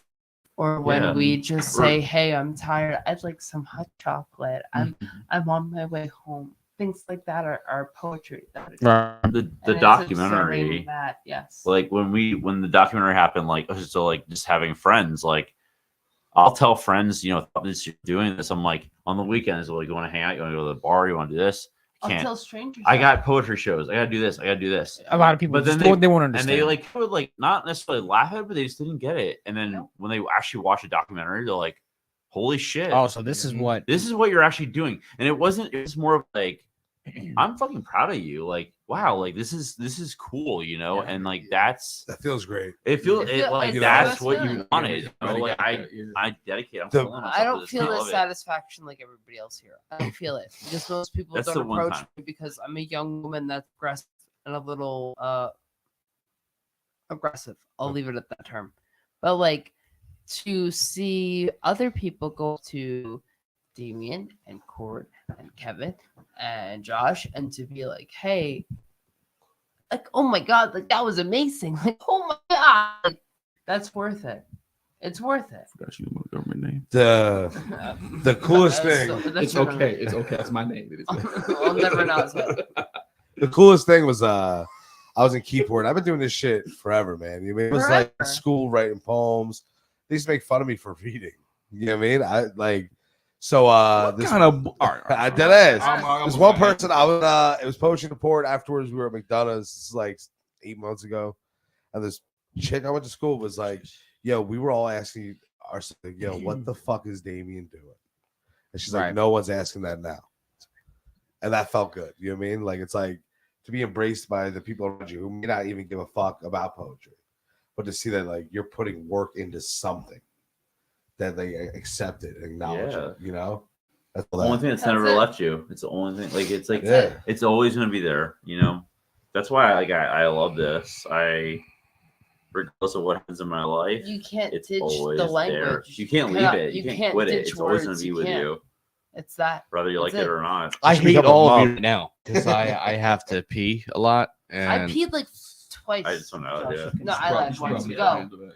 You Until kicking Cord me is- out? You whipping, bro. We would prefer you not, you know, My so feet- you see. My feet are right Oh, no, here, Josh. Josh. They're right here. No, I loved you guys for many years, but I hate you all right now. I would But do prefer you want to not piss slip. on my feet or not? Yeah, I hate you all. No, I love you guys. We love you too, Josh. We love you I too. gotta do it. You Shout get- out to Josh, guys. I gotta Shout out Josh. to You get the Josh. page of the They're gonna euthanize me outside. That is unfortunate. Oh hell no! Oh hell Hey, no. I'm gonna Hey borrow Damien, his seat so real quick. can you freestyle a poem? Freestyle poem. Like let's Not like let's say not actually wanna make start one right reading a now. poem? Not saying Or- that right let's now, say you but- go up and let's say you don't know, like can you go out with have nothing ready? Can you Oh, just go yeah, in and I- can you I just go go in? off the head? Yeah, if I wanted to. I don't Okay. freestyle poems though. The only time you get me freestyling is when I'm like a little bit more drunk than I am now. 2 more cups of this Jack Daniels, I'll freestyle the fuck out. But but no, like, can we do a poem? Yeah, Is that what we're doing? go for it. Fuck yeah, we are. So while he's looking, you have people who are out there who do this crazy professionally. People like Ed Mabry or Roddy the poet who go out and make money doing this. You know, while they're nice, it's good to talk about them, and it's always good to be in their presence. You know, they take this almost to another level. While again, we're bringing it to the people, not necessarily to make money off of Right. it. So Yeah. that's kind of we do this because this is what we want to do. So we don't read. You know, this is what we're trying to give to people. But there's a whole nother level out there, and we're not disrespecting them at any point in time. But we are where we are. So freestyling may not necessarily be a thing for the common person. You know, Absolutely. All right. So this is usually close. This is called Y'all Were Just the Pregame. Some say life is like a river, and we're floating from the womb to our caskets. You always try to hold on, but we all drift away from each other. So it's best to sit on your hands and watch the world just pass you by. Watch 3 grasses you'll never step on. Watch the gulls dance in cryptic sea foam winds. But some say life is like a race car, and nirvana can only be found with the wind on your face, with a stampede beneath your sternum, gulps of breath, or milestones to completion. Life can end at any second, and any second without the thunder of release is too long, and the devil will get his due as soon as we get ours. But some say life is what you make of it. That men should build monuments out of their bones, to stack boulders on their shoulders till they break the heavens, another obelisk smited by our own limitations. And we all fall short, and we all die just a little more alone. I want the last taste on my tongue to be the bitter lightning of adrenaline. To have the hair on my arms marching to the drum of my screaming heart. To feel the wind beat these hollow bones like it was the chorus of cherub angels. No, that y'all were just the pregame, and that life can end in any second. And any second that takes me, just know I fucking deserved it. That's right. Bye. Hell yeah. Rebecca, you got a poem? I do have a poem. Hit it. Oh yeah. Show's on you. Oh boy. You might come in. Yeah, I'm like waiting for like Josh is going to return. Hey. Yeah.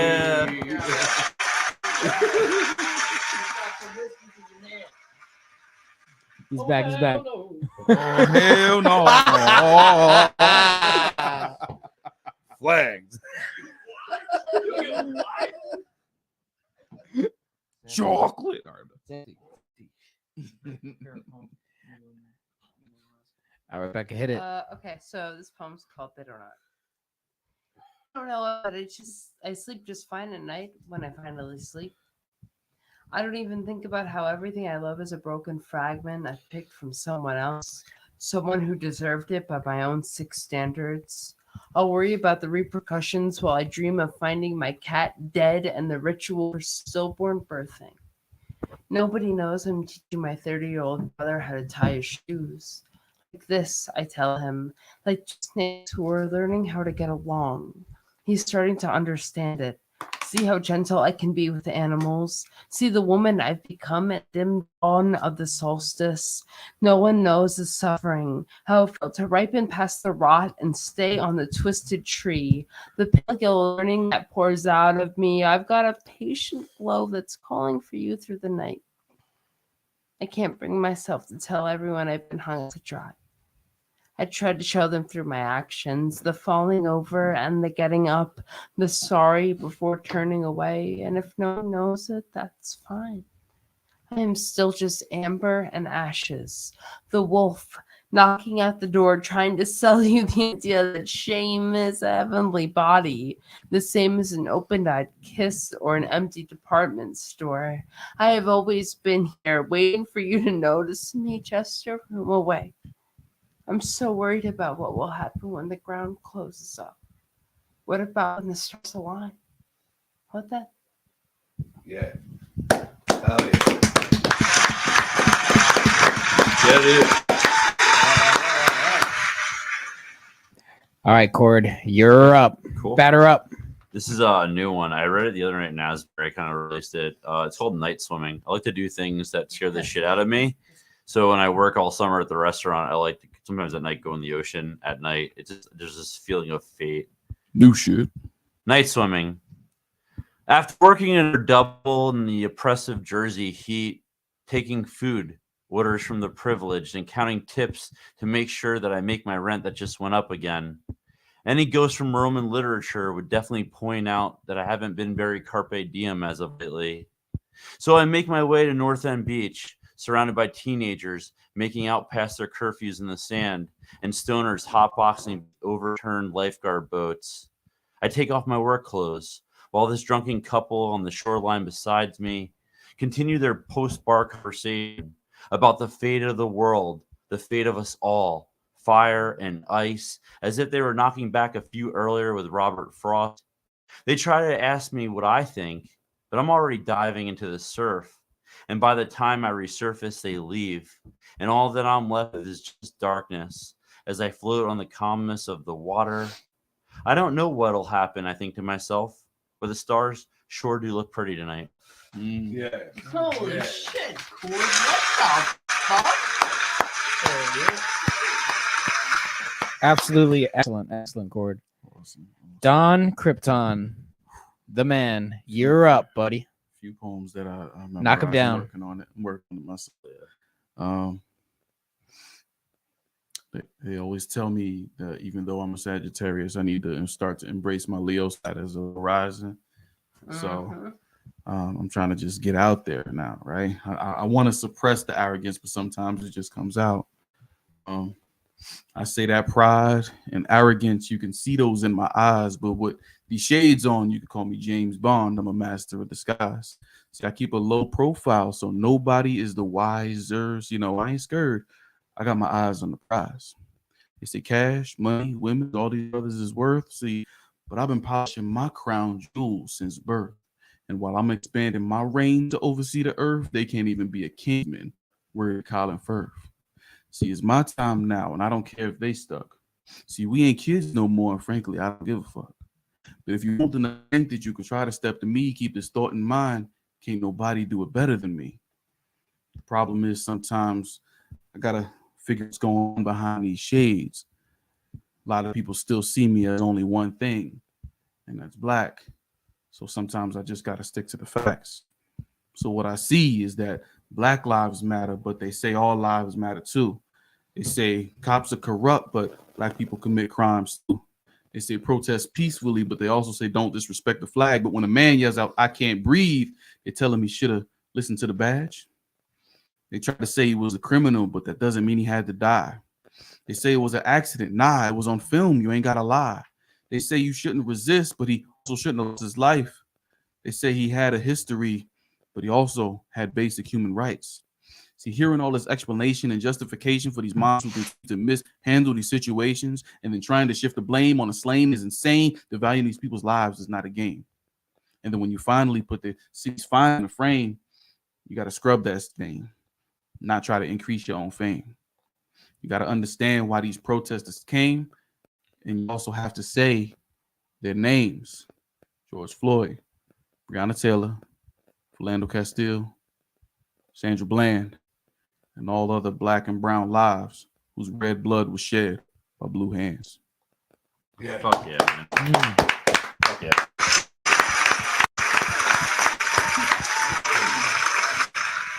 On Krypton, ladies and gentlemen. Josh Fink. Got a whole book in there, and I want to hear one really good one. Oh, jeez.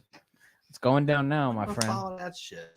Motherfucker. That is pretty tough. That was really good, man. Son of a bitch. All you guys had excellent poems, honestly. Every single one of you so far. You're the veteran. Josh, you are the veteran of this I'm panel. the And veteran. you are the veteran of this panel. We all do love it. Just because You're the man. just because I don't have any fucking fluid in my knees doesn't mean. All right. Give it hell. All right. Everybody shut up. There we go. It's been a while since I've done this. Call it a breakthrough. Matter of fact, let me start over. Take. Damn, this thirst I have. I just can't slake you. I guess I'll make you a new grouping of lines I can fake through. Every wall I break through has another one behind. This paycheck was gone before I ever got to sign it. These blind hits I take are more than I can fight with. I got a tight grip on the night and life when I write shit. Fight in spite this, I might miss the sight of all the right shit. Oh, I fucked it up. No, you got it, man. No, It's not over yet. It's not over yet. In spite this, I might miss the sight of all the nice shit. Invite this, maybe I do, like a blade invites wrists. Tonight I write like my life depends on it. And in a beautiful way, maybe it does.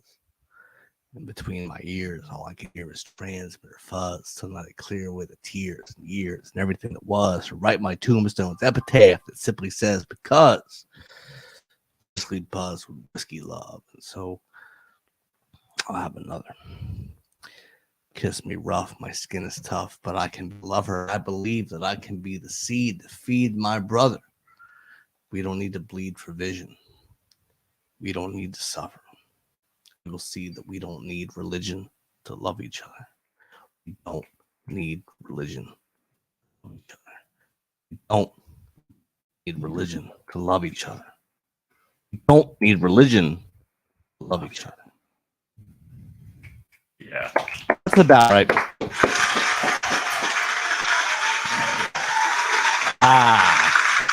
Fucked it up on a live stream. No one knows. No one Very knows. excellent. There was no Cheers to fuck that ups one. in Cheers that. to that Let it one. go. Excellent. That was excellent. Excellent. Absolutely tremendous. Yeah, guys. So this has been an extremely amazing panel and a podcast. It's gonna go down in history as one of the best on this channel. Absolutely. Oh, it could have gotten so much worse, but we're gonna leave it alone. I'm sorry. Did so damn good. We're gonna end it here by telling the audience where they could find you, both in person and online. Starting with the man himself, Damian. It's just my name. It's also Instagram. Oh, Where's your mic? There we go. Welcome back. Sorry. And we're back with Damian Rucci, DAMINRUCCI, and also at NJ Potion Renaissance on Instagram. I'm on Facebook too with the banned for stupid shit. Can I just say this out loud? I was making money as an influencer on Facebook. I don't know how it happened. And all I said was I lit my cigarette with my toaster oven. I guess I just won the white trash Olympics. And they banned me. And go ahead now. Nobody sees any of my posts. So follow me on Instagram. So my name is Rebecca. I don't go by Becky or Becca. Go fuck yourself. It's Rebecca or Beck, BECK, like the singer. You can find me on Instagram at hollow.haunted. Hollow because something that's empty, haunted because something that's occupied, and I'm the period in the middle, the space that occupies both. So you guys can find me there. If for some reason you don't think I was fucking disgusting on this podcast. You can follow me on Instagram. It's Cord Moreski, my name. And also at charlesjosephlit.com. Sponsored by PayPal. There you go. There you go. My name is donkrypton. DONKRYPTON.